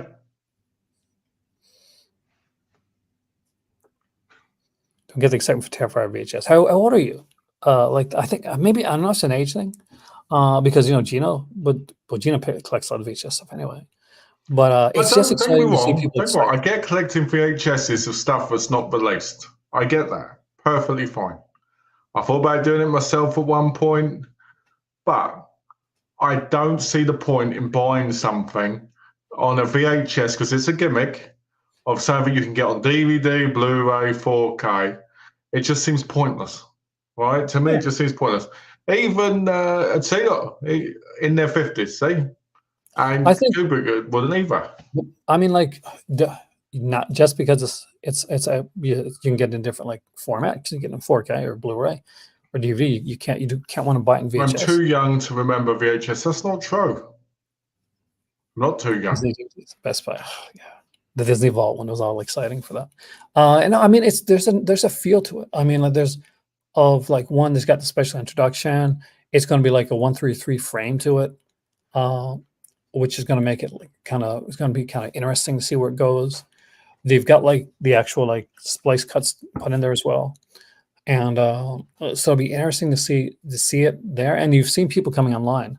I've watched a couple videos now where people said, "Okay, I bought it because I was hyped, but then I put it on, and like, wow, it was just something kind of cool about watching on a VHS. That Terrifier 2, like, because the type of film it is, fit VHS, and certain films will fit more than others. Like I wouldn't go watch like Top Gun 2 in VHS, like wouldn't like intrigue me. But you're gonna put like one of these kind of like throwback like horror films, like a Terrifier 2, or put a new Hatchet film or something like that, and put that on VHS. I'd definitely go for that because it has to feel, because that's when I remember collecting, like the horror and the slasher. I remember like when Anchor Bay kind of kicked down the doors, and all of a sudden you didn't have to like send away to like different countries in hopes to get a decent like bootleg edition of an Argento film or like of a Hammer release, because Anchor Bay was putting it out, and you would get these like clamshell cases, and it was a really good feel. Star was around, and Star was doing like releases for Hellraiser and Hellraiser 2, and they put like interviews after their Full Moon had their kind of their glory days with the Video Zone. Yeah. It was just a special time, and to see like a marketing team smart enough to like kick in on that and say, okay, there's people out there now. We're hitting this boutique label, like, and a lot of things are like getting pricing out. A lot of things are going different. It's just it's a smart move. Two, it's a needed move at a time when you see so many like streaming services that are coming and going and failing. That it's the boutique like collectors that keeps this stuff going. And I would love to see. It's also the boutique collectors that end up selling their collections over and over again because they make mistakes buying what they consider crap after buying it. You see it all the time in the Vinegar Syndrome group. You see it in the Severin Films group. It's all the time. How many people actually keep the VHSs that they buy from Vinegar Syndrome? You've got the VHSs from Vinegar Syndrome. Oh, Vinegar Syndrome. No, I didn't buy any of those. Like, well, there you go then.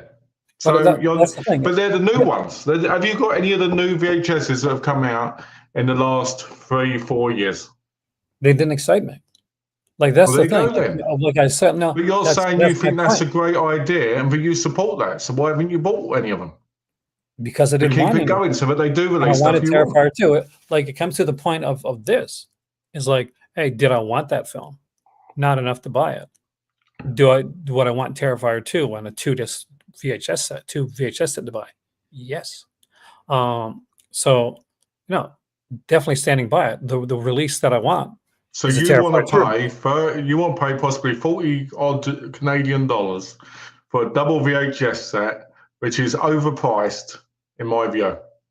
Yes. Because you're an idiot. That's why. No, I'll stand by that. I'll stand by that because I get old VHSs. I do. I get it. I do perfectly. Right? I actually don't. The new VHS stuff, I think you could just buy a filter and put it on your screen. Why do you want to do it? It's more than because it's cheaper. I don't think I'm in the Seven Film group. Are these groups on Facebook? They are on Kubrick. It's the Seven Films Collectors Group, I think it's called.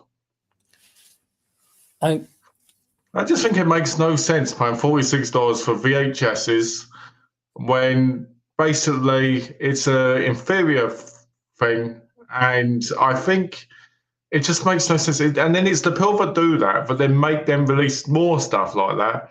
And to me, it's like, and then people go on about how we're wasting things. And is it the actual mentality that you want it, or is it the fact that it's something that stands out and is different? And you're like, oh yeah, I want to watch this. How much would you watch it? The tape would degrade over time. It's not even in a proper collector's box. It's in a cardboard box, right? Of course it is. Like all those, because that's what it was in Canada and America, right? Because I read it was mostly clamshells all the time. But you'd think, because they don't want to charge a ridiculous amount, they'd put it in a kind of collector thing more. I bet Vinegar Syndrome though.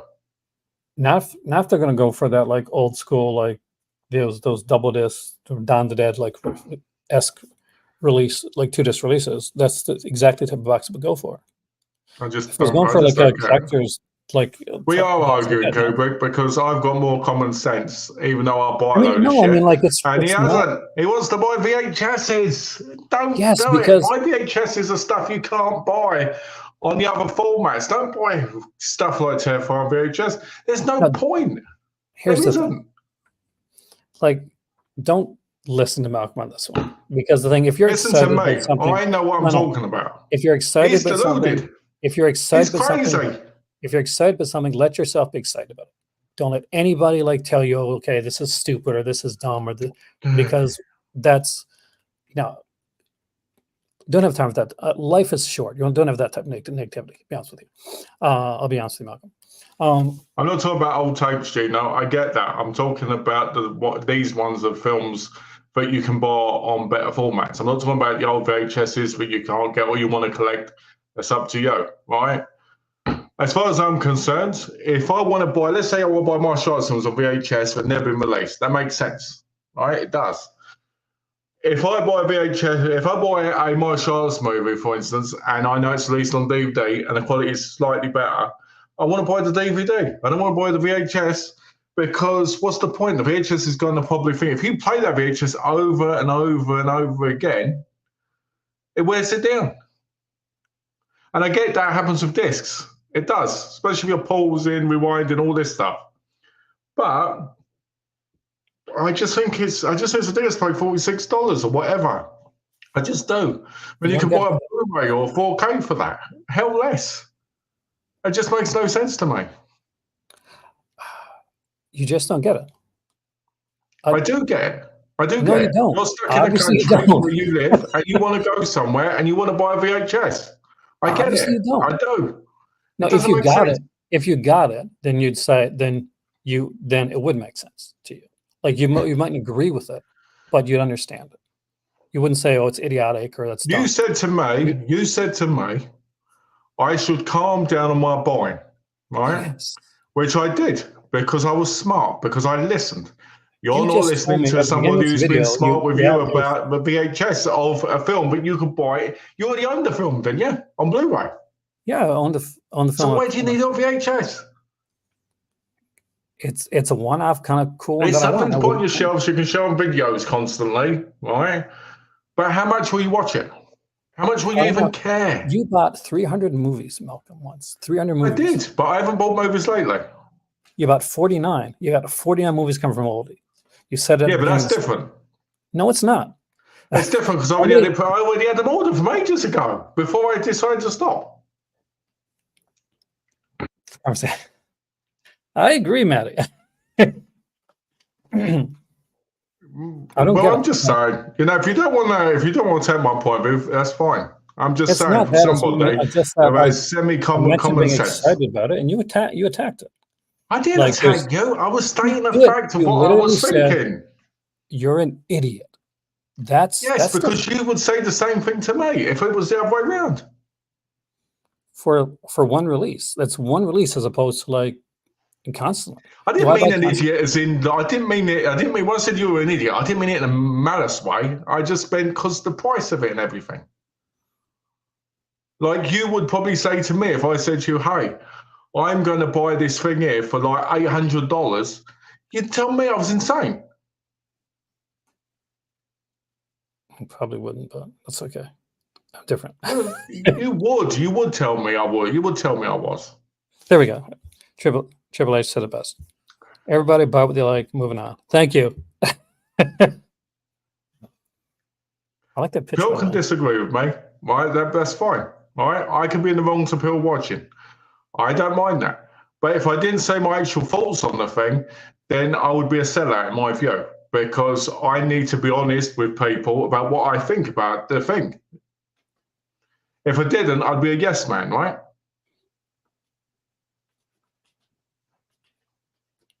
You got a dirty system? I'm just saying, right? If people want to collect VHSs, that's fine. I was just saying about the one VHS and the collector's thing on that. That's what I was talking about. I don't care about the rest of the VHSs. Different story altogether. No, I would love to see it come back. I would love to see come back in the vinyl way. The same way you can go out and buy a vinyl of something that's on CD or that's probably got superior streaming. But you can still buy vinyls of them, and that's actually pretty cool. Latest Taylor Swift albums had a I will vinyl say to it. one thing. I will say one thing to fight my argument a little bit. Not about the VHS thing. That's completely done now because I get the point. Everybody disagrees with me for the most part.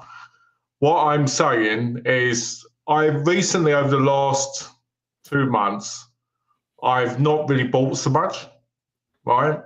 So this could be part of my view of it because I've kind of gone through this. I've said it properly. This reformed whore complex when it comes to buying, right? Because I've had other ways of dealing with things. So I guess a part of me has kind of got a little bit like, oh, this price is a little bit more insane. This price is this and that. Don't get me wrong, everything I said about the VHS thing with Terrifier 2 is true, what I actually think of it. But the price affects me more because I'm trying to be more careful. Do you see what I mean? So I think if the VHS had been like $20, I wouldn't have been so, what do you call it, bad? Because I'd go, okay, $20 to most people is nothing, you know? Actually, Dogma's got a release coming, man. Just to Yeah, let you know. the rights have been bought again, haven't they? Yep, there's a new release of Dogma being done, which is a good movie, but it's not my favorite Kevin Smith film. I think a lot of people want Dogma so bad because you can't get it, and it's kind of like, As for Kubrick with the 4K, I get that. I do think 4K is overrated for the most part. I just collect it because I'd rather just pick up the 4K than the Blu-ray if I've got the option of both. If I'm buying new, like on a new release. But because there's a Blu-ray in anyway. Hey, Alex. you missed a massive like argument here, Alex, man. Yeah, you missed the VHS argument. Oh god.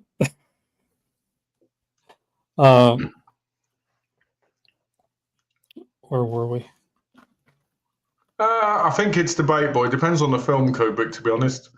Because I've watched 4Ks and they don't look that much different to Blu-ray, and other times they look stunning. But I'll give you an example. I watched Trunk, which is a German movie. The other night, it was about a girl gets kidnapped, and the 4K of that looked phenomenal. The 4K of that looked phenomenal, and I was shocked because the colours, everything, it looked like she was right there in front of me practically. But I've watched other 4Ks. Yeah, same again. Sometimes it's the grain for people I have issue with. Kubrick, I'm sending you some VHS tapes. As long as it's not Terrifier 2, I don't mind. You can send me as many tapes as you want. Hopefully rare tapes that aren't on DVD or Blu-ray, because then they give me a reason to get a VHS player again.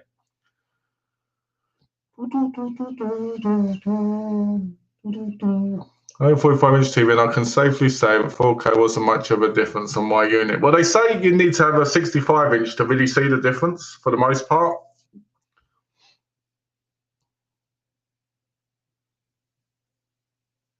That's a good point, Keggy, actually. That's a good point. Because, when they say director approved, it's actually a little bit more important because, especially things like Criterion, because you're like, okay, so the director was there, they approved this, so it's partially or mostly their vision of what they want it to look like on HD or 4K.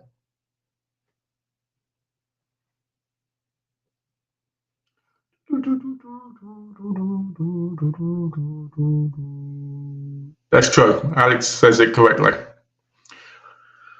I mean, I've watched a lot of 4Ks, and personally, I don't think, honestly, if I sat there and I watched them over and over again, I think I could just be happy with the Blu-ray. But I always buy the 4K, even if it has the Blu-ray with it. Sometimes I bought 4Ks, the 4K doesn't work properly, so I end up watching the Blu-ray. Yeah, that's true. That's true, Alex. Yeah, I haven't seen the 4K of Aliens. I haven't picked it up, so I'm kind of glad I didn't. If you're saying that, Keggy. Yeah. Why 4Ks are things like This Ain't Ghostbusters and, the parodies. Anybody who collects VHS is there. I'm totally wrong. I'm just kidding. Yeah, okay. Well, I didn't say collecting VHSs was wrong. I just said the price of Terrifier 2 and the collecting of it. Those type of releases. Can't wait for the 4K SpongeBob. Is it coming out in 4K? I wonder how the South Park one looks in 4K. I thought about picking that up. Moving like it didn't exist. They've released the Rugrats. They've released a remaster of the Rugrats video game on the PlayStation 5 recently. I think that was in kind of maybe anniversary to the thing. I don't know. I know you were joking, Kubrick. It is bad. Well, I'm not joking. I was totally ran off with anger in my veins. Oh, no, my better half called. She's gone away for the night, and she's calling me before she heads in to go to sleep. She's actually at a convention. Was she all right? Oh no, yeah, it's just the convention just finally ended up, so she gave a quick video call, and I took the time, so I was doing that to talk to her to set up like making coffee. So there you go. But no, everybody's got their own opinion. So it's good. It's okay. Like me and Malcolm do not get mad at each other when we No. we debate and stuff like that. Like we're respectful of each other's opinion. Yeah, it's kind of like we are Cisco. No, it's a bit like it's a mixture of basically opinion and kind of jokey, drama-ish kind of in the chat thing. It's nothing serious. And passion. We're both like lovers of film and cinema, and we got like passion for it. So we're gonna argue back and forth for stuff like that. If you ever watch the movies, that's what makes it good. That's what makes it good. That's what makes it good. It makes it a spicy meatball, guys. Look how many comments popped up when we were doing that, when we were talking about that. It was like shooting up. Yeah, I know. People are like nervous too, I think. Yeah. I have to apologize. Not apologize. Got to thank people because I made a video. So I told them this. So I made this. I went to Spain. I like spent about a week like putting these videos together, these out and about videos, and they're slowly getting views. Not really quick, but it's getting up there. Check them out, guys. And was it 2 nights ago? I was around here and I was putting some movies back, and I said, "Oh, I got these like Mill Creek movies. I guess I'll sit down and I'll like turn on the camera and I'll talk about them." So 500 views later, like in less than 24 hours, by the way. Well, so thank you guys for that. For some reason, those little videos that I do on the fly, those there and at late at night ones, they do like, well, pretty much here. I'll summarize because Malcolm got talked about it a lot before. Malcolm doesn't feel that the Terrifier 2 of VHS is really worth grabbing. He's more along the lines of, if you're going to get something on VHS, I'm going to spend that type of money on it. Let it be something that's not readily available. Let it be something else because there's other versions of it out there, and which is a perfectly legit, logical reason for not wanting to grab it. And for me, it's like I kind of dig that film. I like the fact of seeing VHS make a comeback. And to see titles come on VHS, it brings me back to the days of like going to Blockbuster and grabbing that double disc, like Dawn of the Dead, like ones like that. So for me, it's a nice little nostalgia trip. It's not something that I do every day, but for me, like picking up the Terrifier 2 Walmart VHS is a bit of a treat and a bit of a throwback to my early days of collecting. So, we both have our own like views on it. That neither one's wrong. It's just different. Also, the price. I mean, the price is like, honestly, if you look at how much VHS used to cost back then for those 2 disc releases, man. I get it, but that was in the past. This is now kind of thing. That's the thing, 46 Canadian dollars. About all those like American dollars. I just think it's too much. I just do. I think the Syndrome charge way too much, but then saying that, they for gimmick, don't they? They light up, I guess. Yeah. So, I'd love to know how long those lights last on those VHSs, because surely as soon as those lights break, if people can't fix them, they're not worth as much, right? Oh, of course not. I mean, like, I'm guessing you're probably looking at some type of like flat watch battery for like something like that. You gotta grab a coffee.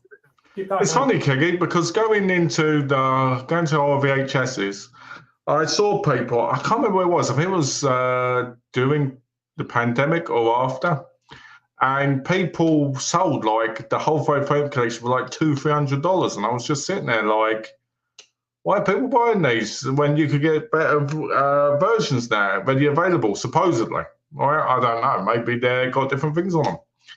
But it's just weird to me. But because I remember the days when, as you probably remember, you could go into a charity shop or jumble sale, whatever, and you could pick them up for like £1, 10p, 50p, you know. And now you go into a thing and you find all these generic things or these workout VHSs. Ooh, he did.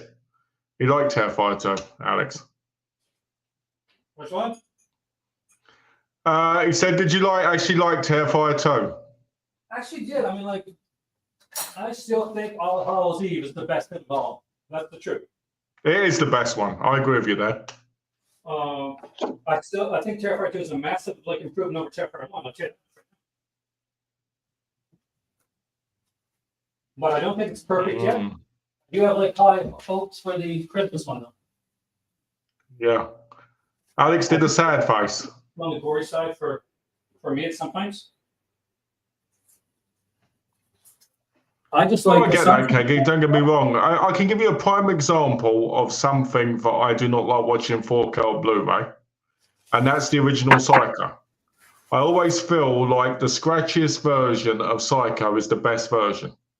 I feel like because it makes you feel like you're kind of watching through this really grimy kind of story being untold. And on Blu-ray and 4K, it looks too clean. So I do get that. I do. That's one example of that. So I do understand. It's just, and I have no problem with old VHSs at all. I have no problem with it. It's just, I was talking about the thing, but I get when you say, because you was pointing to the Friday the 13th and all that, what I was talking about. So, I do like true, Alan. You see millions of them. I think this is such an interesting conversation. I mean, it leads down so many interesting roads when it comes to stuff like this. And when it comes to Titanic VHSCC, every thrift store, man, every thrift store's got Titanic. There was a store called Buy and Sell Video when I lived in America, and he had over 6,000 copies of Titanic stacked around the shop. After you watch that video, midnight run, are disappointed with what comes on afterwards. So they're missing golden era with La Femme Nikita, yes, and Silk Stockings. Silk Stockings was a bomb, my friend. I can tell you a VHS memory I have. When I was 10, I used to go around my nan's, and every week we'd record WCW for my mum to watch with me a couple of days later. And when I lost those VHSs, I was gutted. But because they were the only true way of watching it now without the edit, with them being edited and stuff. So yes, I did. I pre-ordered HF 4K. Not yet, but I'm hope to do it soon. I actually have a unopened copy of High Noon on VHS. Did you get seasick, Kubrick?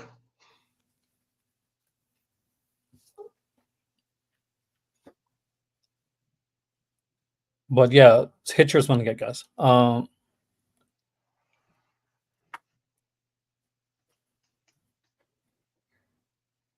Yeah, nostalgia is such a wonderful feeling. Some 4K releases feel like cheating. I agree with you there, Alex, to a degree. I don't know. It's the older stuff that kind of interests me. The stuff I have never seen, or seen like on a really bad version, and then it's on a disc, and you look and you go, "Wow, this is so clean." And did you see?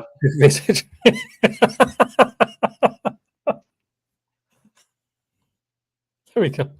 It had an amazing HBO VHS, by the way. Malcolm, question. I would say a success of a Terrifier 2 on VHS, though, if it gave a bit of resurgence to some VHS, might get some of the stuff that you want to see come out. like in That's a true. format. I would recommend though actually checking out the video where they actually show the comparison between the 4K and the VHS. Oh, you mean like on the screen? Yeah, it looks really good actually. So is it a HD VHS, like a high definition VHS, or is it just a standard? I'll be back. You guys keep going. I apologize. Right. Um. do, do, do, do, do.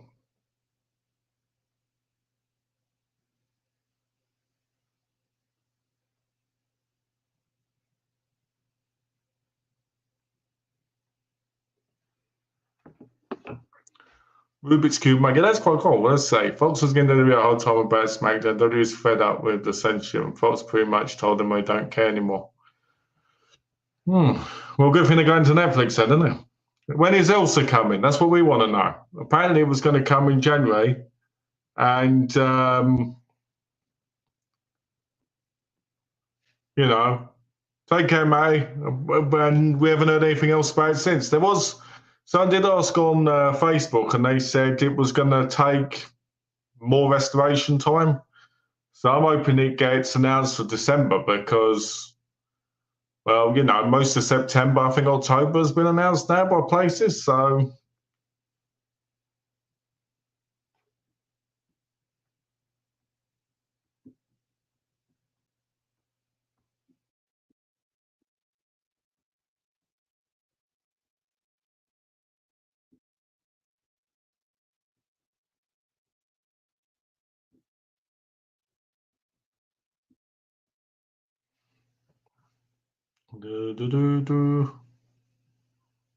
I watch a few movies every day, Kubrick, if I can. I try to watch 2 to 3 movies a day because I've got the collection too. I try to get through them. Otherwise, it'd probably last me till the day I die. So lately I've been watching a lot of shorts, though, like animated shorts. Ilsa, yes, I want Ilsa. Sorry, catch up with you guys.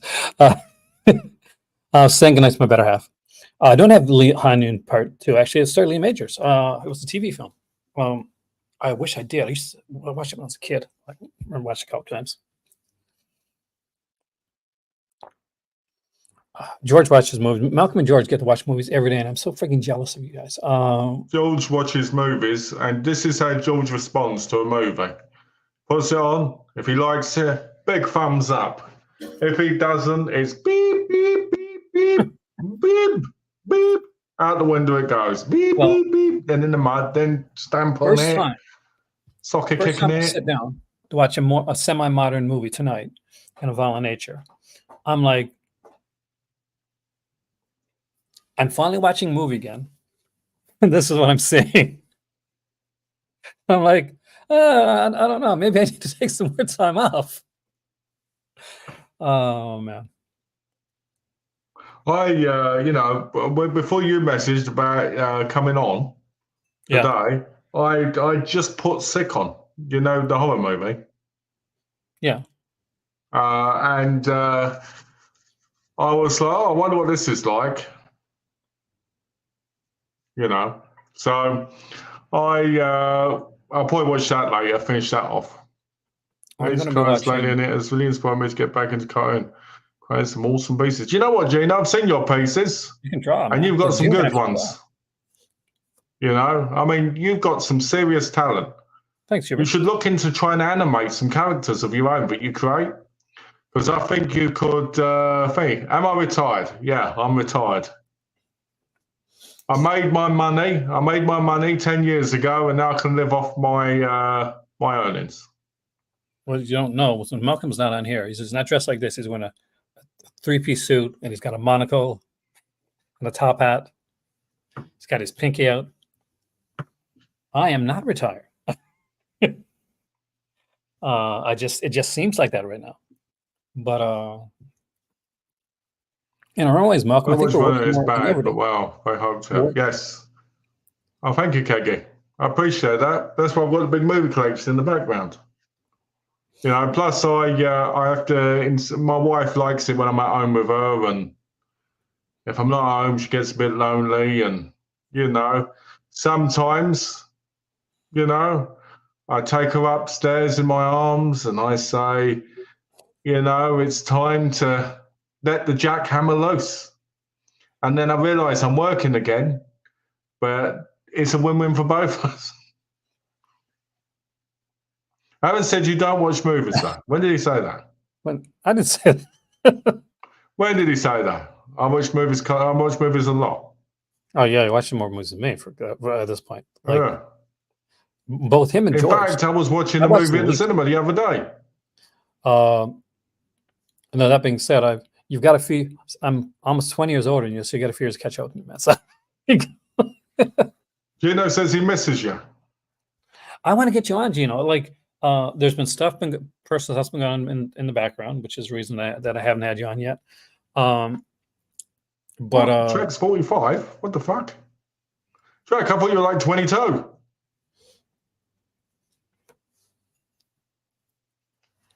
Oh, by the way, this is not actually a Rubik's Cup. This is actually, I got this at the Louvre. You look real close. It's the it's Mona Lisa with different colors.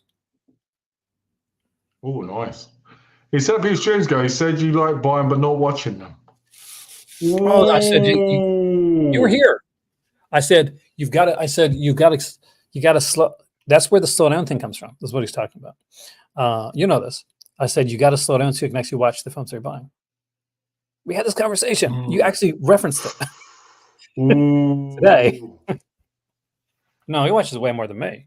I said in regards to like when you get so many movies after a while. Okay, yeah. Well, I've calmed down a lot, so I'm watching stuff now. My actual plan is to actually get rid of stuff that I don't like, and oh god, I'm very proud of you, Malcolm, when it comes to that stuff because it's not easy to do. No, it's not. So we've all had this conversation, but to say he doesn't watch, hey, that's true.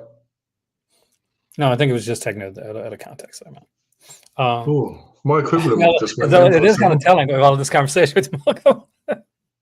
This intervention that I've had in Alex's. Well, everybody said it to me at some point, even complete strangers. Dove Zidis has said it to me as well. People walk into my house and say it to me. So, because they come into my house, what's the first thing they say? A ton of movies. And some people are wow, this is amazing, and other people are like, they're streaming, right? Do you get that, by the way? Do you ever get that? Well, they're streaming. Yeah. Yeah. You can stream movies. I get all the time. It drives me up the wall. When people say to me, they're streaming, I go, yeah, that's for you casuals out there. Casuals are smart. Casuals are smarter than that. It is. I think this isn't a diss team, but I do think streaming is better for casual movie watchers. Like prime example, my wife Donna, right? She can put Netflix on, Amazon on, Disney Plus, whatever, and she can pick something to watch. We're not talking about the exclusives. Let's not talk about the exclusive stuff on there because there's lots of reasons to want to watch for those, right? Like the originals. But for someone like Donna, she doesn't care about watching a specific movie straight away. So she can put on Netflix and she go, oh, the new Rebel Moon's on there. I'll watch it. Yeah, that's an original. But I did not cancel my Radiant subscription for Tubi. Never. The UK Tubi, by the way, sucks ass. That's why. Because I downloaded it to look at for the Tubi originals, and most of the Tubi originals aren't on there. Yeah. Do you know what? That's why you use your VPN, man. It's American Tubi. Yeah, that's true, but still, I always forget about that part. But you get what I mean. I mean, if you wanted to watch it normally. Yeah, that's true. For don't put themselves on good for streaming. Well. When the Terror Train movies came out on Tubi, the new ones, like them or hate them, they're still, it was a fun, quick watch. Yeah. And they didn't come out in the UK. I don't think it came out in Canada right away either. And they're friggin' made in Canada. They came out in the United States first, and I had to use a US one for them. That's probably what I'll do. But I mean, I just meant, if you're in England and you're looking at the Tubi, it's just weird that the two originals aren't on there. It is. I mean, some of them are, but not all of them. Classic Doctor Who track. Buy the Blu-ray sets. They're amazing. I even got my dad buying them. They're so cool. I mean, here's the thing. Like like you're right, casual people or just want to see a movie once. I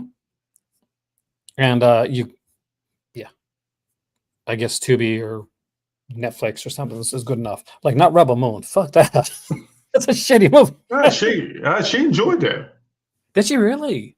Yeah, she thought it was great. She puts out there with Star Wars. Seriously. What?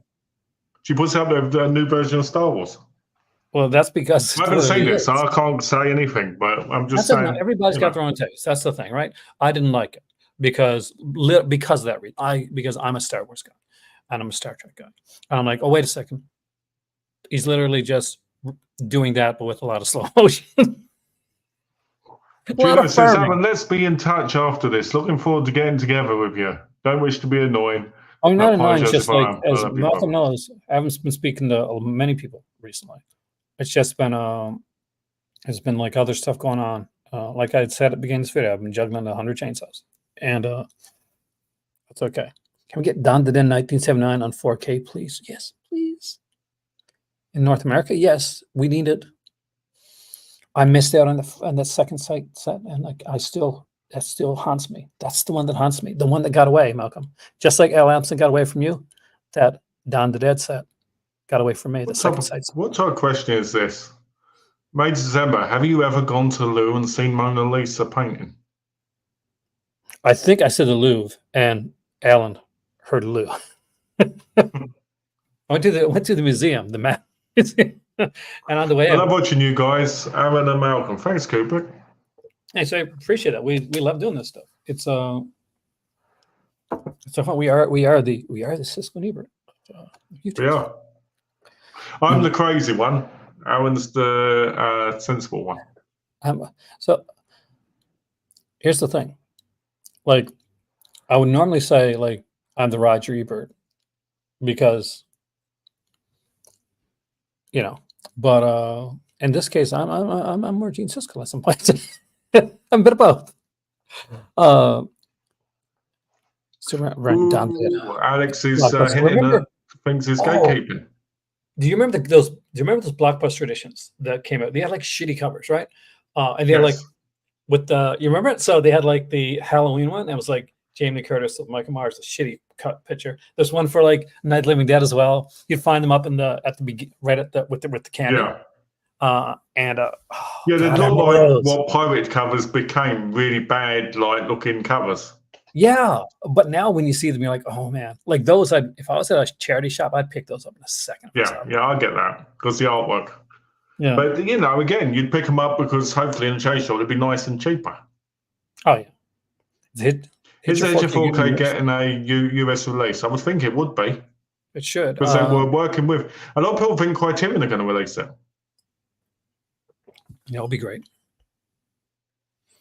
Kubrick movie is fantastic, especially with VPN. Blockbuster, the show.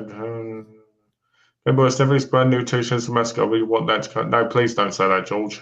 I do too, George. Yes, George. High five. No. High five. It looks like 11 peanuts. You don't need that on 4K. It makes sense. Like when I saw The Mask before the movie, when I saw like the stills of it, right?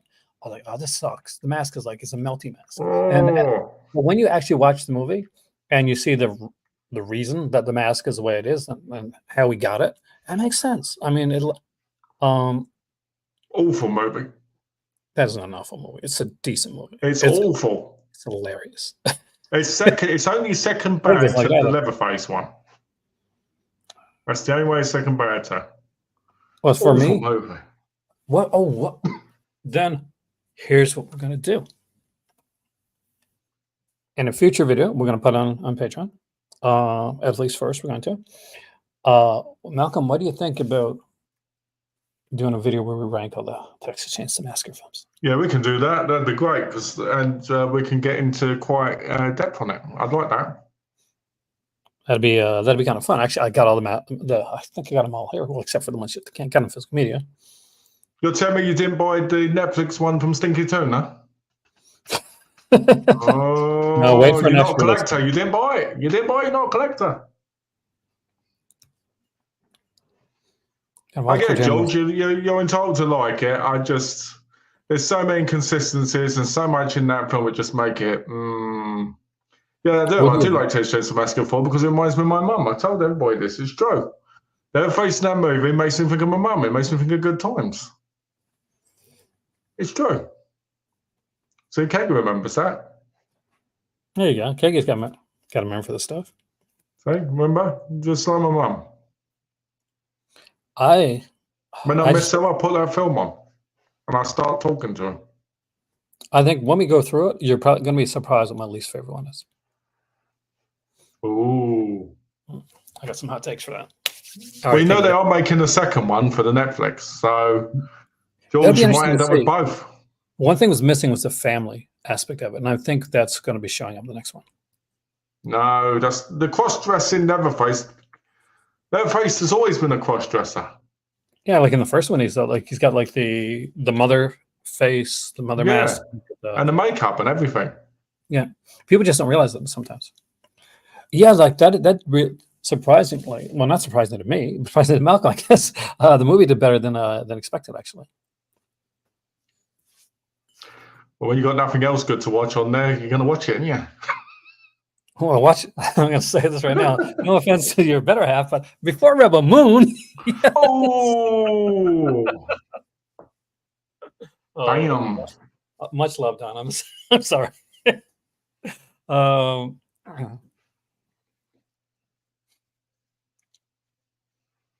I've been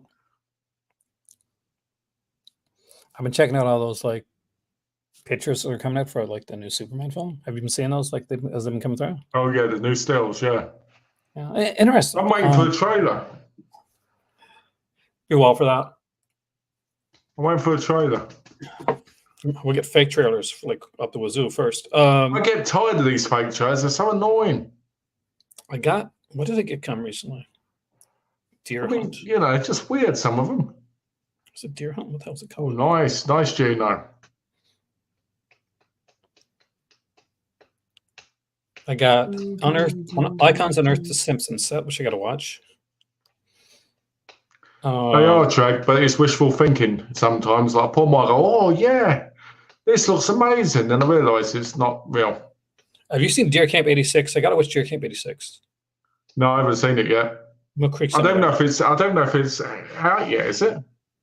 It'll be out next week, I think. Mill Creek sent it to me. Let's see if there's a digital code. Is it out officially? Its release date is the 9th.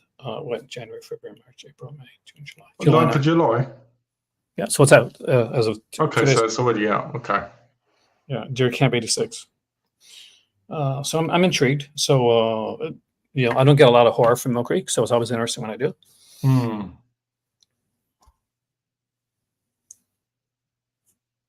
Some family trails are better than the real ones. Sometimes, yeah. I mean, I'm excited about it. I'm excited about like seeing a film that gets seeing Superman be Superman. Hopefully they'll get it right. You know, probably. I mean, like not in the stills, but I mean, like the whole film. Yeah, I mean, like I was iffy on like the look of Guy Gardner when you showed like that was kind of like a blurry still. It looks like a lot of kind of looks like the Justice League is like maybe ran by Maxwell Lord. Like there's kind of like a Maxwell Lord cool. Thing there. So people are saying, how can you do that? Look, Jack, Zellweger refuses to talk about it so much so that she got plastic surgery to hide the fact she's in it. It is. So he's not the only one. Like it's Matthew McConaughey doesn't talk about it either, which is a shame because it was one of his better performances. I'll tell you that much. I love that performance in that movie. He's so great in that. When he's going through the different like remotes. And Renee Zellweger should be proud of that damn movie. She's good in that. This when they're all around the table and she just gets fed up, and she's like, when Elle Zellweger was her hottest when she was in Bridget Jones's Diary. Looking at her in that movie, in that bunny outfit. Oh my word!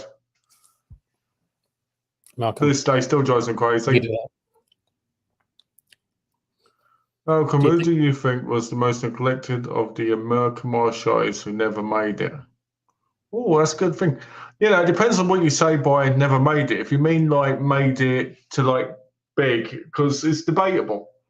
You know, Jeff Speaksman is an example, That right, comes of to mind, somebody who right? was in a good few movies, but nobody really remembers him other than Imperfect Weapon, right? Good Always movie, remember actually. that because it's the most well known one. Nobody remembers him in like I think it was Sabotage, the one with Ron Silver, where he's trying to save the world. They never remember him in these other titles. Jeff Winkite is another prime example, right?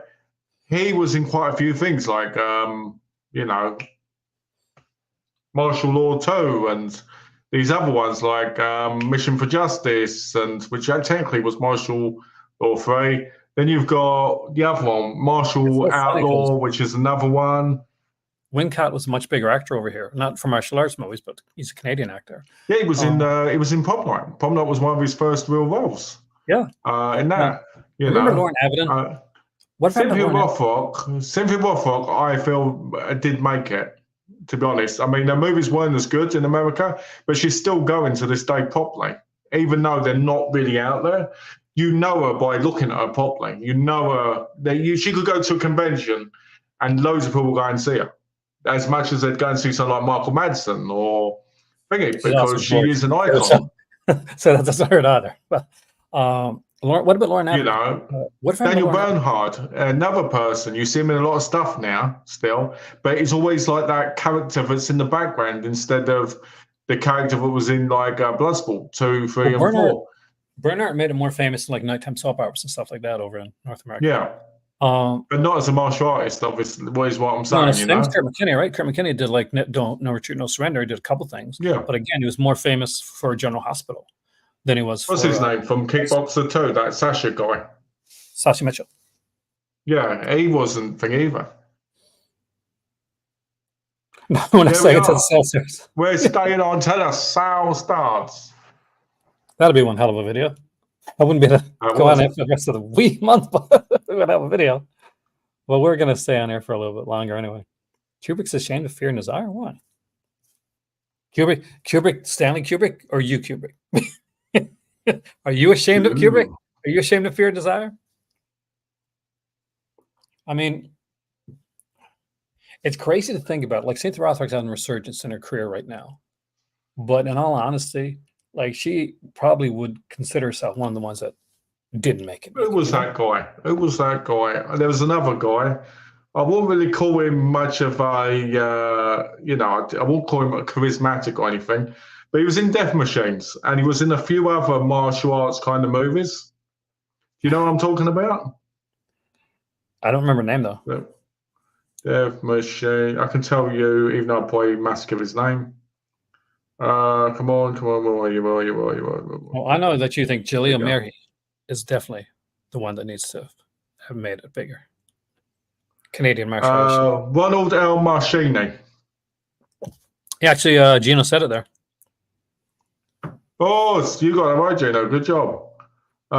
He was in a lot of stuff, but he never was memorable because he was in one of my favorite ninja films, which was Ninja Warriors, which is a Filipino-made movie where they did quite a lot of the same movies with the same characters, but well, same actors as different people, and they were like ninja films made in the Philippines.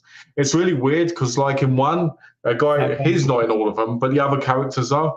One's the master, one's the student. Then it's like, oh, they're lovers in another movie. It's really strange. Ooh, collection tour. Yeah, I need to do that. You do. I need to sort them out because they're all out of order at the minute, but I need to do it. Is ashamed of you can't do that on TV. But to be fair, Trek, she didn't do a lot on you can't do that on TV. She was only there for like a short period of time as opposed to like a lot of others. And she was really young when that was around. There'd be no fucking Nickelodeon if you can't do that on TV didn't come out. Michael Worth. Yeah, I remember Michael Worth actually. Michael Worth, isn't he? Is the goes doing the exploitation Bible, isn't he? Who's on the set? You got it. I don't. Yeah. Ninja Terminator is a classic at the end with that fight for the golden ninja statue. Classic. Has Philip Cohen in it. He's one of the greatest Hong Kong actors of all time. Played the villain so well in multiple movies. Ninja Terminator actually is a downgrade for him. There's a few that I would love to see come out, but this is our longest martial arts conversation. I'll tell you that much right now. I will try and sort my collection out, guys, and do a collection tour. So that you guys can see. Well, it's going to be a long video. I mean, I won't obviously show all my titles, but I mean the way I show on the, because I want to talk a bit about it, won't I? If you're lucky, I might show you my adult section and get Aaron banned from YouTube. It'll be on your channel too, so just remember. So just saying. Fists of Iron. Fists of Iron. What about his name? The other guy. We got Space Thunder Kids. Actually, I was at the farm, and I was like going through some movies, and Space Thunder Kids was one of the ones that was there. Actually, Hin had it. Space Thunder Kids. When you think of Fabio, is the guy you were trying to think of when you can't think of the person's name? Fabio? Fabio? I mean, the guy from like the hair guy? 25 minutes new footage, most of the movies another movie that doesn't involve ninjas. Of course it is. That's the whole thing about these Godfrey Joseph Lyon movies, Glenn. They would get multiple movies and mix them in and just have the white ninjas, which always made no sense, fighting each other for the most part, and then just add them in. And with the ninja bands, like, oh, you're a ninja and all this. And then they'd beat each other within like a second, which made it even more pointless. But you'd seriously buy God of Joseph, wouldn't you? Like, in all seriousness, you'd totally buy one if it came out. I would. Totally. I would buy in a heartbeat. I bought Ninja Terminator at the moment it went up. I still haven't got my set of it yet because bloody Project A was pushed back. I think. What's your most like anticipated release right now? Let's say probably the House of Homicide at the minute. The Barva Fulci one, yeah. That's a nice set. The films in that are good. I've seen the films in that one. Billy Blanks is the guy I think you're talking about. Billy Blanks was true story about Billy Blanks. He always shot blanks. Like not a great actor, but like he was always fun. Like I got a movie, an MVD one. God, what is it? And it's literally like it's pretty much like Karate Kid, but slightly different. Oh, Showdown. Yeah, that's the one with Billy Blanks, Princess Miyagi type character. To me, I always compare Billy Blanks to Don the Dragon Wilson. They're both great martial artists, but they haven't got the best charisma. I think Don the Dragon is more charisma than Billy Blanks, to be honest with you.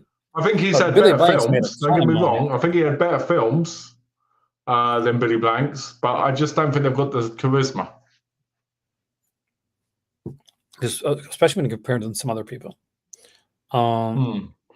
It's just like less successful. Christopher Plummer didn't like Sound of Music. I was not a big fan of it either, to be honest with you, Kubrick. I was not a massive fan of Sound of Music. I'm a musical guy. Whoa. It's like the lesser musical for me. When people just like say, "What's a musical that you kind of look down on?" It was Sound of Music.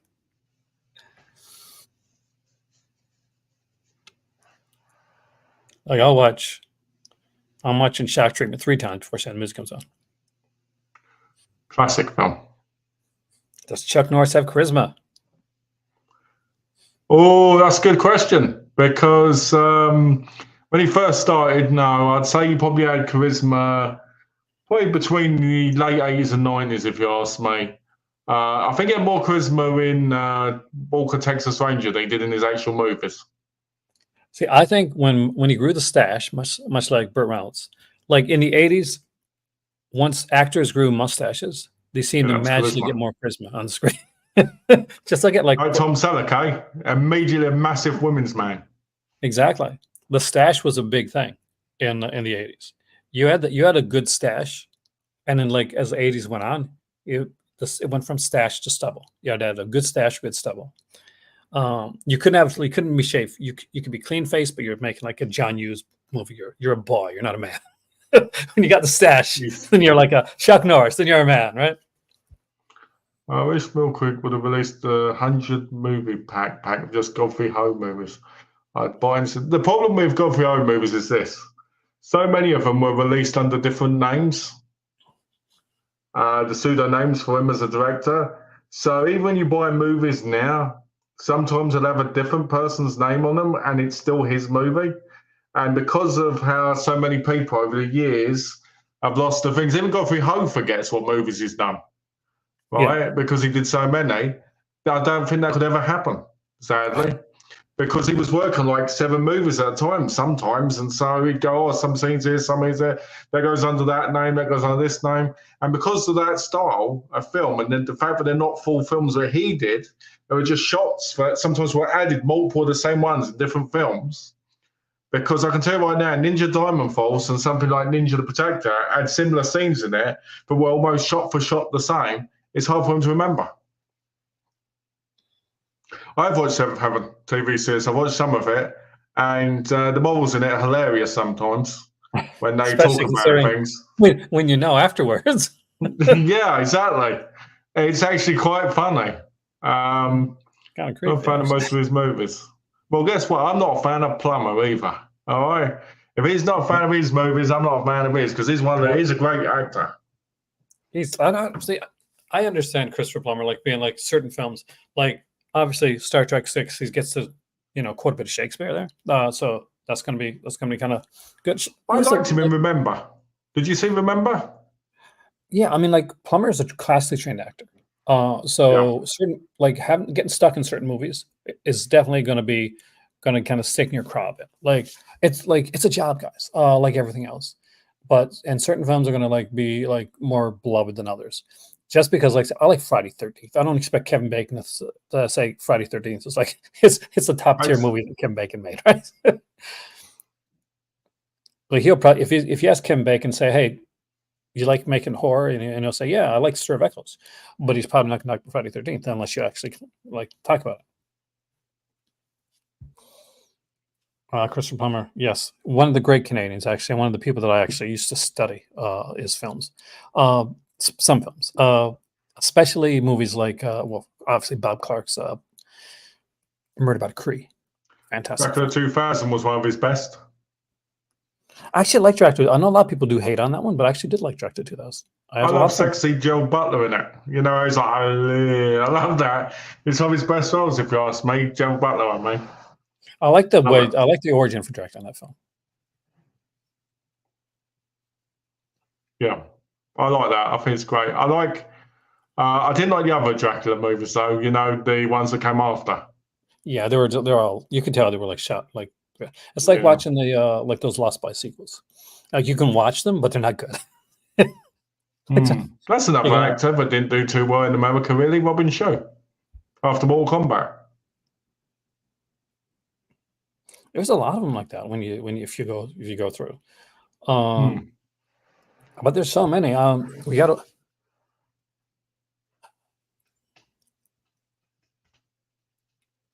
You know what?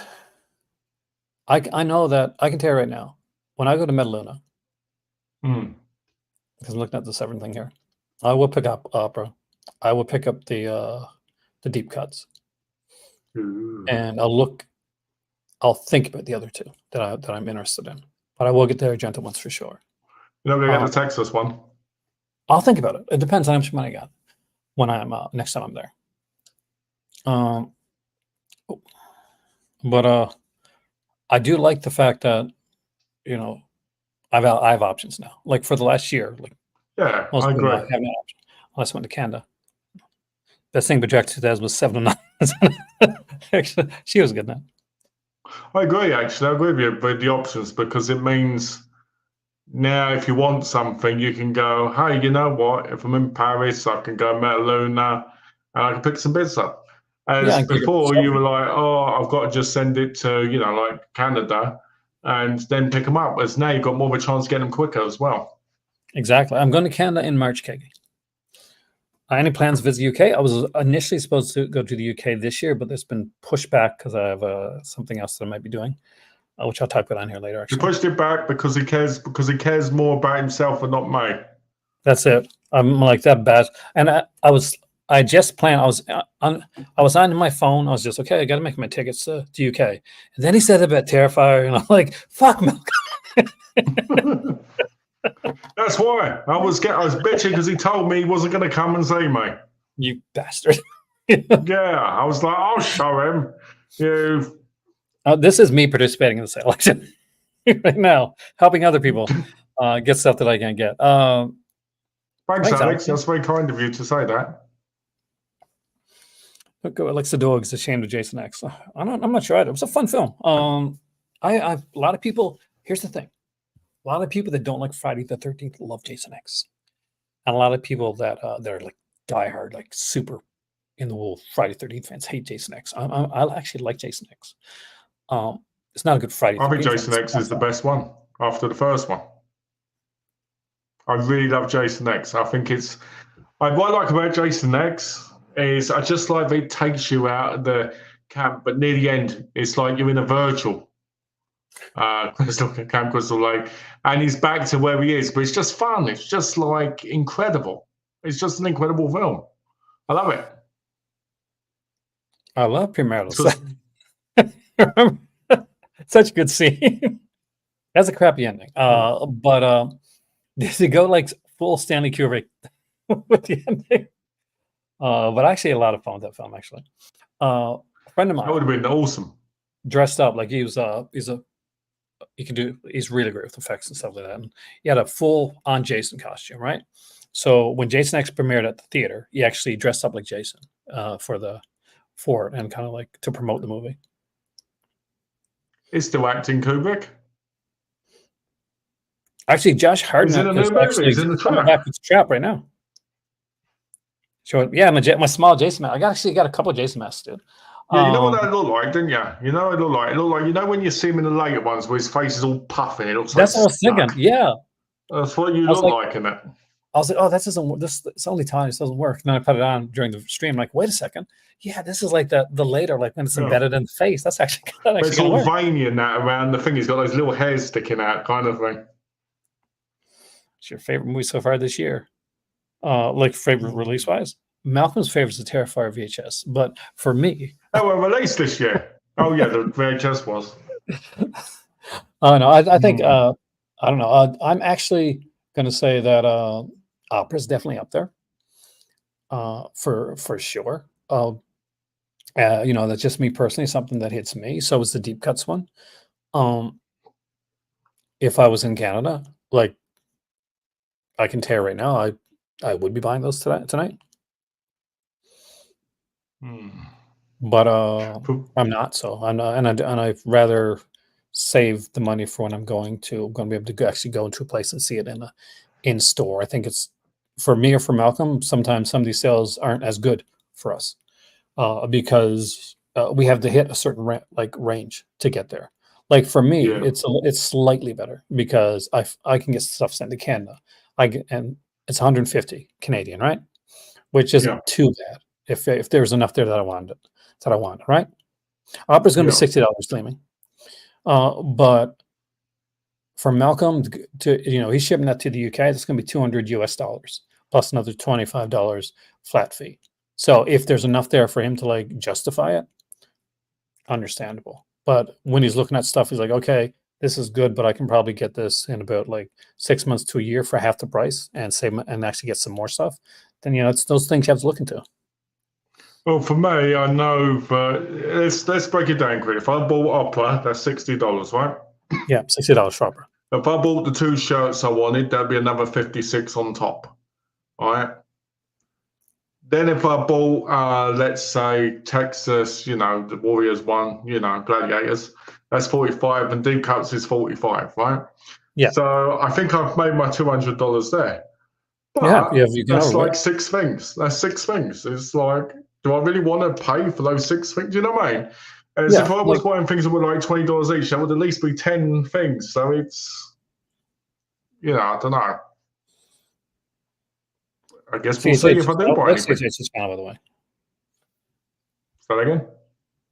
Someone mentioned Christian Hannah Hart was CHH, Planet CHH, and I like his channel. I've watched him since he's got started. Actually, I think we might have started like shortly after me, or around the same time. He's very consistent with his videos. I like that.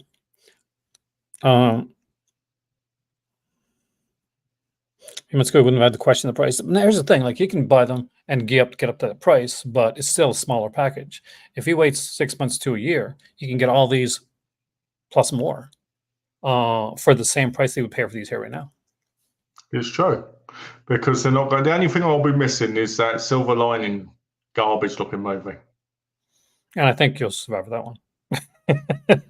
Like, and by then, like some of the stuff that's not on the sale right now, like that you wanted, stuff like maybe the Cemetery Man or Yeah, like Sector, Cemetery Man and stuff. those will be in that sale. So then you can have a nice bundle of Italian films to sit down and watch, and not feel like, okay, I got half of what I want, I but the think bunch that I if want is not there. I think if I'd have needed any of the box sets, I think that would have been more of a selling point for me. I Yeah, mean, I don't know, I might put it on, I'm like, oh, okay, yeah, I forgot about this film was released, and I forgot about that, what's this? Yeah, Christian's one of my favourite folks to watch, along with Aaron, Malcolm, Piswell, and Jeremy, and some others. Well, thank you. love Piz. Piz is fantastic. Jeremy, of course. They do the videos together. I watch your TikToks. Jeremy makes his movie picks and stuff like that, which is really cool. I actually just sent a message to Piz there earlier.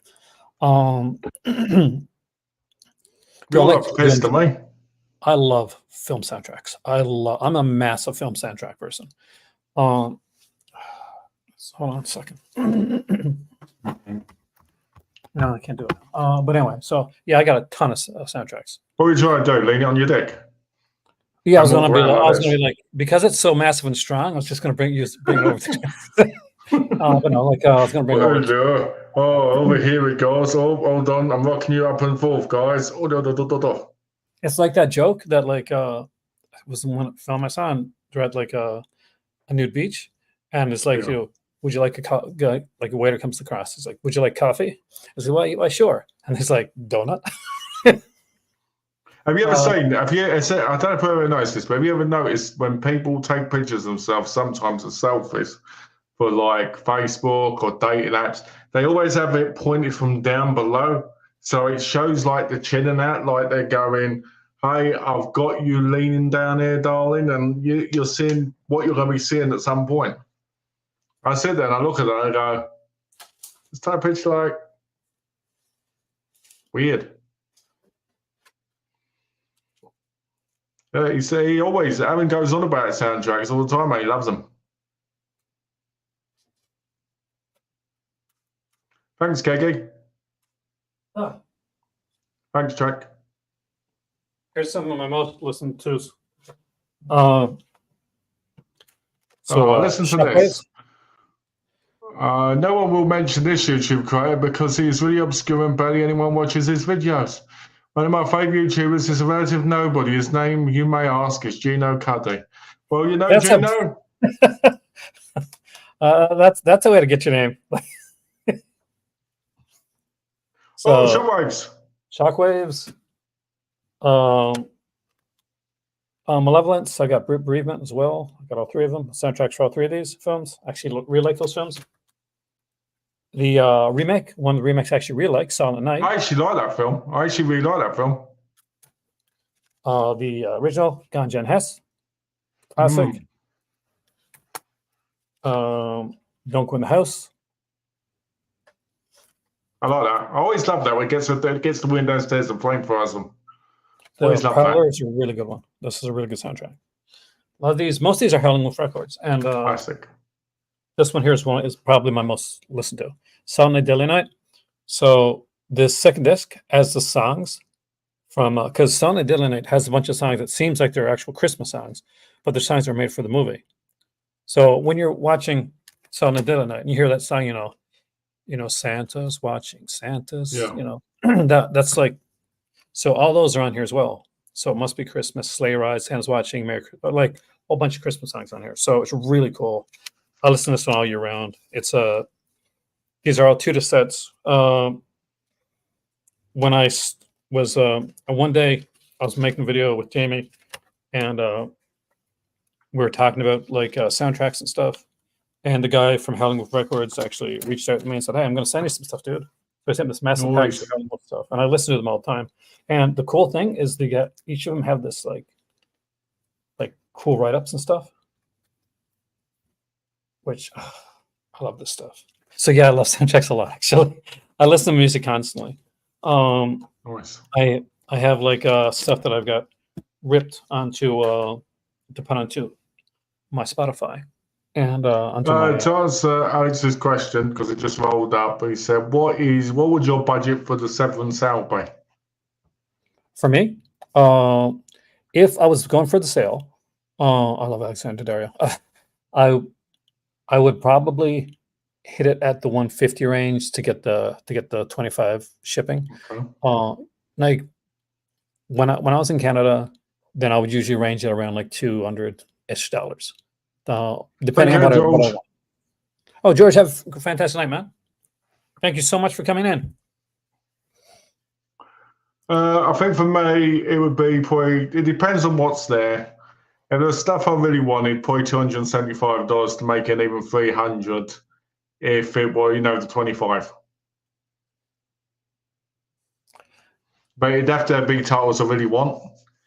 Yeah, Alex blew his wad, didn't he? Blew his wad on the Vinegar Syndrome table, 58 discs. So he's now got £8.50 in the bank. I mean, like Severin, I do over the last. I used to be very excited over the Vinegar Syndrome sales, and I found that recently I've just been. I guess a lot of the stuff I really wanted for Vinegar Syndrome, I've got, right? And I still love. Yeah, the new stuff doesn't have that same magic for the most part for you. For me, yeah, for right now. No, that doesn't mean like next month or next year it may just hit me again. Oh yeah. I go through like kind of falling in love with companies on a regular basis. Not that I dislike Vinegar. I really like Vinegar Syndrome. I think they're one of the best companies out there. But right now they're just not like reaching out to me in the way that certain other companies are. Yeah, I mean, I think it would take a lot for me to fall out of love with Radiance because they just seem to release everything I'd want to see. Maybe if they didn't give you a review copy. If they get me review copies, I'd be even happier because then I won't have to buy them. Oh, I know. I'm sure Don would be happy, but yeah, television is always a mixture. I love some of their stuff, not all of it. Vinegar Syndrome, depends by month sometimes, But I think it's like that with every company for the most part. I love Blame It on Rio. Actually, Michael Caine, Joseph Bologna, Michelle Johnson. Just a fantastic film. I actually bought that on DVD. I think it was an MGM release, and there was this shop just across the road from the Avalon Mall. It was only there for a short period of time. It was one of these outlet places, and it wasn't a place that normally had movies, and it had like a bin right in the middle. We're going through looking at clothes and stuff, and there's just like a bin full of films. And I got Blame It on Rio, and I got God, what was it? It was a Jim Jarmusch film there as well, but which I can't remember. Got pregnant. I mean, got her pregnant. Who got who pregnant? Who did? What's the name? Daddario. The girl. Oh, Daddario. Alexander Daddario. Yeah, he got her pregnant. I did. No, no, Alex did. So they're gonna call the daughter or son Alex. I think it's 150 on the I was actually thinking of spending 150 quid on Severin sale, but bought something else, non-film related. Alex, you didn't have to do that for me, but it's. Oh. Yes, Malcolm subscribed to Vinegar Syndrome. Malcolm subscribed to Vinegar Syndrome, to Radiance, and TerraVision too. TerraVision, Radiance, Vinegar Syndrome, and Treasured Films. And Deaf Crocodile. Don't forget Deaf Crocodile. So I've got 5 subscriptions. Did you subscribe to Deaf Crocodile? Yeah, Are you serious? yeah. I've had a whole argument with them on social media. Didn't I tell you? Dude, So don't they've talk to released in me. the Don't deluxe. talk to me So about a basically, VHS. what? That's different. That's 3 titles We had this of good conversation films. when their like subscription came up. They were like, "Oh, this isn't worth it." We talked about this on here. See, look, now you're telling me. See, there you go. Never even. No. I'm saying we had a Anyway, like no, go you do you type thing. But I'm saying we learned how. I'm shocked because we had a conversation where you said you didn't think it was worth it. well, I thought I should do it just to give it a go to see if it was worth the time. No, it's- And I already am pissed off with them and had an argument with them because I get the movies, so they give you the deluxe edition, whatever it is, an hard bought back thing. But okay. then if you pre-order their double deluxe edition, you get a coin and a train card. I was like, that's basically nothing. Why isn't that in with what do you call it? Right, with what we've subscribed for? Oh, because there's no certain amount of them for blah blah blah. Well, get lost then. It's horrible. I want So what that you're saying is you coin. won't resubscribe, basically. I won't resubscribe, not without that coin. Yeah. Because when they originally talked about it, they said people that subscribe would get limited edition coins. Now you don't. You have to pre-order it, the $75 edition, to get a coin and an extra card. But they literally Ridiculous. said the kind thing at the beginning when they're talking about the subscription. Yeah. So they So kind of I like don't- they wheel back on it. No, I didn't know anything about that, man. So very annoying. Road That recovery. was the Mel stage show. It probably was. I'm thinking about doing a whole documentary about my redemption arc. Alex is going to record it There in you go. 4K, so it's so HD. And, And then I'll put I'm in going VHS. to get interviews with just random people I've never spoken to, like off the street, to go, you know what, he's a good fella. And and that just and have all these backers in the back end of it as well, like make things up like Mickey Mouse and Daffy Duck and, just movie characters. But yeah, very annoying. Dev Crocodile annoyed the hell out of me. I said to I'm Donna, shocked. I said to Donna, I'm not resubbing. I ain't got my shocked. first title from yet, a 3, but I said I'm not resubbing. I think it's a piss tag. Yeah, I mean, like for me, like if I was subbing, there's 2, and there's only 2 that I would like even think about. That's Radiance. That's Vinegar Syndrome.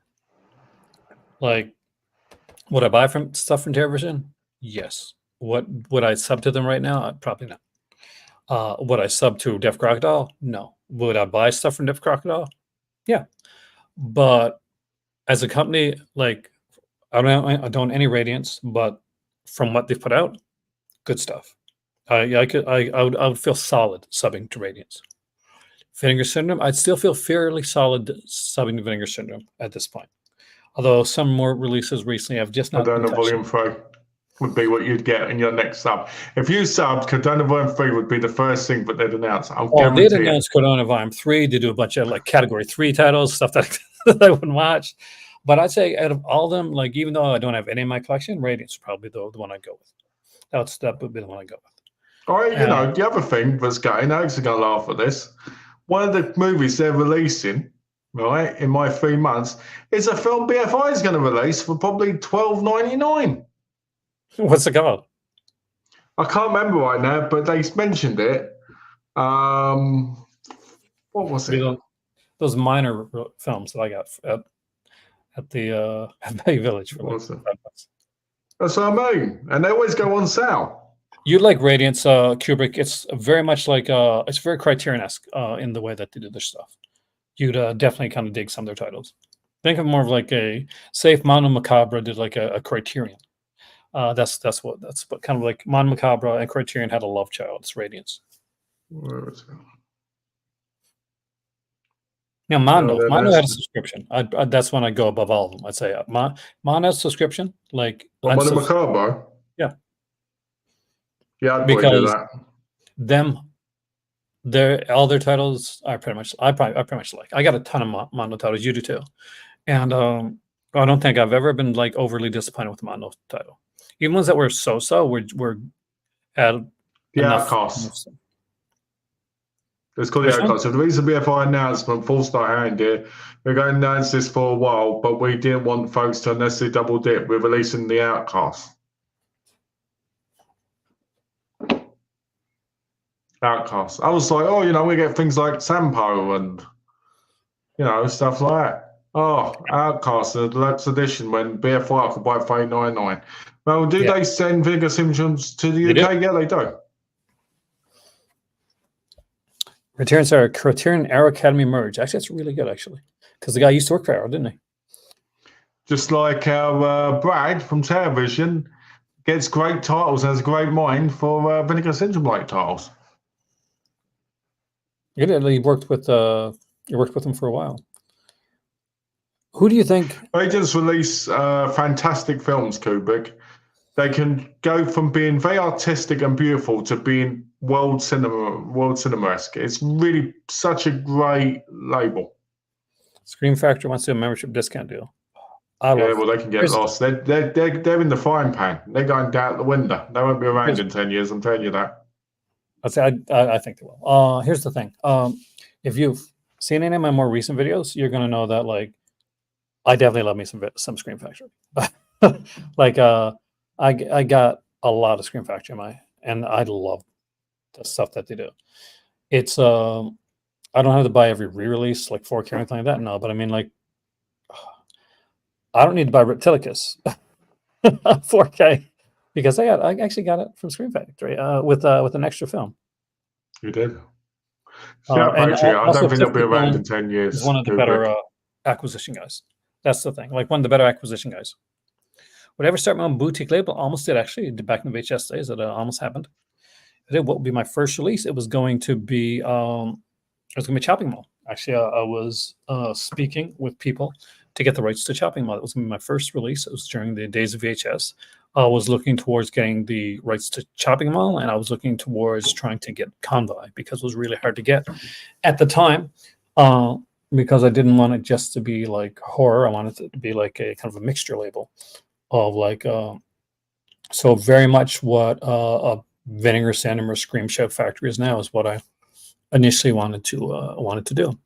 And it was in the days of VHS, and I looked much towards like Full Moon's Video Zone and how I wanted to do like VHS releases, have like actual like special features before special features were a really big thing. Maybe. Shout Factory. I just feel like they're going down a bad place, if you ask me.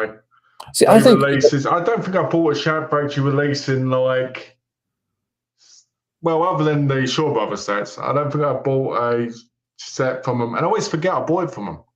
That's the thing. I mean, like, here's the thing. I think you're getting like Scream Factory and Shout Factory, kind of like you're looking at the Scream Factory re-releases and you're forgetting about all the good Shout Factory releases. Well, that's true. I do, because I always forget, because I don't even think of Scream Factory at all anymore, because I think the problem is, for me, with them, is when years ago, I used to collect all the stuff, right? And I used to think they were amazing. I loved the artwork, I loved the slips, all this stuff, the usual stuff we all fell in love with. Yeah. But now I just feel like it's re-release after re-release on the Scream Factory side, And yeah, they're releasing some new stuff as well, but I'm just like, Shout Factory, I always forget is Shout Factory, because I always look at it differently. So you're both right. I'm probably wrong on this, but I just feel like, if it weren't for Shaw Brothers sets, I probably wouldn't have bought anything from them recently. Do you know what I mean? And the Brave Archers set, you got that one, right? Yeah, exactly. I got that as well. But what I'm saying is, other than those sets, I probably haven't bought anything from them directly in a long, long time. I mean, every time, that's one thing I'll say is every time I go to Canada, I'm always finding a Scream Factory that I don't have or one that I want to pick up. And it's not like it's a Scream Factory that I'm rebuying or something that I'm like, oh, I'm getting a 4K edition of this one. It's like, no, I didn't get this release. And if you look at my collection, I've got most of the early Scream Factory releases. Those the blue banner era, I'm talking about, before they changed and took the banner off and just put out like artwork. But I always find stuff because they put out so much that after a while I couldn't keep up. So when they were getting rid of like a lot of unfortunately getting rid of a lot of the Hammer stuff because they didn't have the rights to it anymore. When I went to Canada, I picked up like a couple of Hammer titles. Picked up like Doctor Jekyll and Sister Hyde. I picked up Straight to Morning, just like films that I just really love from my youth. I wanted to get Captain Kronos. I missed out on that. And hopefully, it's going to be somewhere there when I go to Canada because I actually really think that was an underrated film, kind of ahead of its time. So I think Scream Factory, I 100% get where you're coming from, as in too many re-releases, but I think that's kind of par for the course for a lot of companies right now. A lot of like Vinegar Cinema is putting out like in the 4K or older Scream Factory releases. We're starting to see that because not just because like where 4K has become more of a thing, but I think part of the reason we're starting to see that is because as we're seeing right now, as Mon Macabre is losing the rights to the films, for instance, we're seeing rights change and rights shift.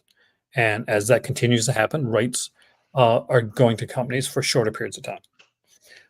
Companies that had like long existing rights for films, it's been a while since those companies have started. Those rights are slipping. And there's more boutique labels come and grab stuff like that. So that's kind of what we're seeing right now. We're going to see a bit of that. Like we saw it with Blue Underground. People complained at first with Blue Underground for like re-releasing the same things, but on 4K. We've seen it with with like Snaps. We're seeing now with Scream Factory and Shout Factory releases, and we're seeing it with Vinegar Syndrome. Some people I know that Master Cass was upset when he was a subscriber because he started to see a lot of like MGM releases that he had on Blu-ray come out on like with 4K releases, and it was taking up part of his subscription when he was subscribed. So yeah, we're gonna that's as the rights start to shift, we're going to see a lot more of that until it actually settles down. Because like Malcolm said, and he's right, you can do too much, and it wears out the people that are buying because they don't get excited about your release because they figure, okay, it's going to be another of this. It's going to be another regurgitated. It's this, but it's a 4K, or this, but it's like we put 2 slipcovers on it. But I think there's still enough stuff for that they were doing, like we saw the stuff like that, putting out the uncut version of Elf, the TV series, putting out things like the Pee-wee's Playhouse and stuff like that. That I think there's still a lot of excitement when it comes to some of the other stuff that they release. I think this excitement has gone off a little bit on the Scream Factory side of it, but they're still putting out some nice stuff. So we'll see. I agree. Oh, have a great guitar lesson. Take care, Kubrick. So, okay, so the Hong Kong rescue thing is interesting because years ago I bought from them, and I picked up Drunken Master, and it was a phenomenal release. They did a great job with it. BDR, so not official, not really, and really liked it. But I think they're the best for putting everything on it from previous releases, like Hong Kong Legends, Dragon Dynasty, all this stuff. But the guy takes so long, and there isn't any new ones. They've not done any new ones since. Because I remember when the guy was working on them, he said, "Oh, I've got this one in the works, so this will take a while." I think it was something like The Killer or something like that. It was one of them, or maybe it was on Mills, and how many people started not doing actually anything, and yeah, it just takes forever. I believe it does have the alternate ending. I believe it's been many years ago since I watched the disc, but it would have so much on it. So okay, Kubrick, and it was the guy had like a great formula because you got to remember when these were coming out, a lot of these movies weren't available on Blu-ray, not really, and when they were only available in Japan. Like was the Mills and all that were in Japan on Blu-ray, and you could get them from there. But and I think they had subtitles, if I'm correct. But most people obviously want import them, so they had the DVD extras, they had this, that, fantastic. Had some like. What's that other one? Peking Opera, I think it was. Peking Opera Blues, I think it was, or something like Peking King or something like that. Anyway, and Killer, Hardboiled, and that. Police Story, great. But the guy just ended up falling apart. He wasn't fulfilling orders. People were getting angry. People hated him. And yeah, there was It's so got to be much hard. trouble. I'm actually surprised they're still out there. I wouldn't be surprised if someone else is doing it.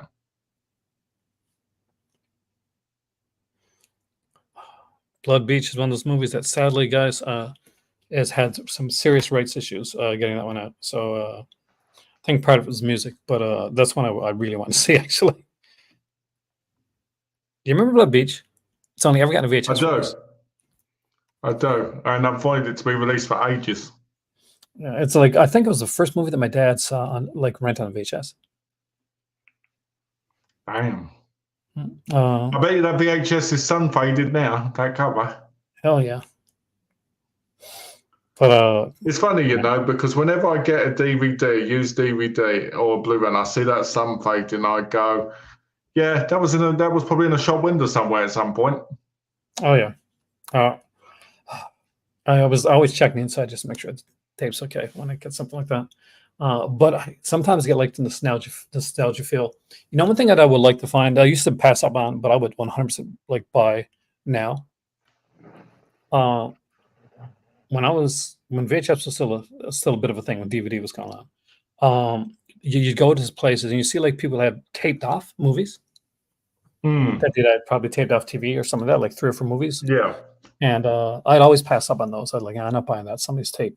And nowadays, I have like films that may have been on TV with like the commercials and all this type of stuff. I would like, because I spend hours watching like those old retro commercials and stuff that on YouTube sometimes. I would love to have some of that stuff. I had a pirated New Japan Pro Wrestling DVD from Japan.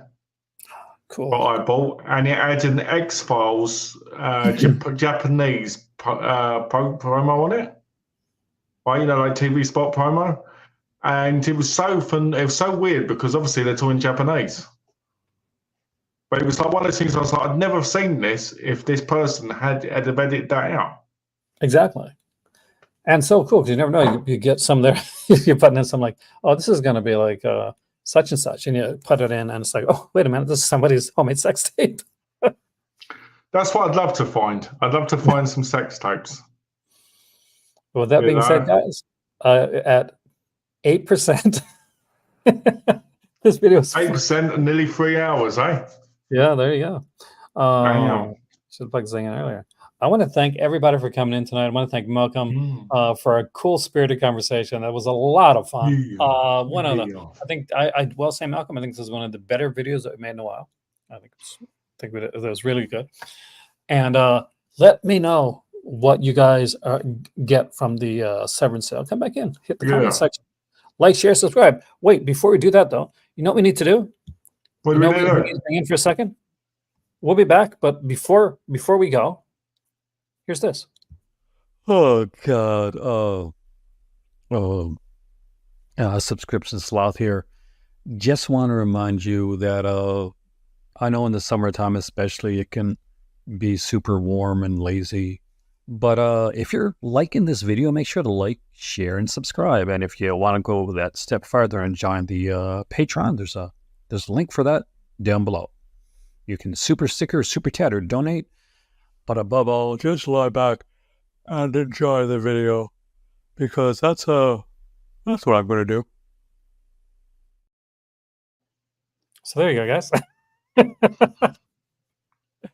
Hind loves that too, by the way. She will fast forward to subscription slots. Thank you, guys. Twisted.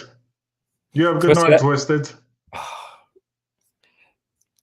Thank you, Alex. And guys, enjoy the sale. Have fun with it, and we will see you next time. We'll be here. And don't forget, we will be ranking all those Texas chainsaws.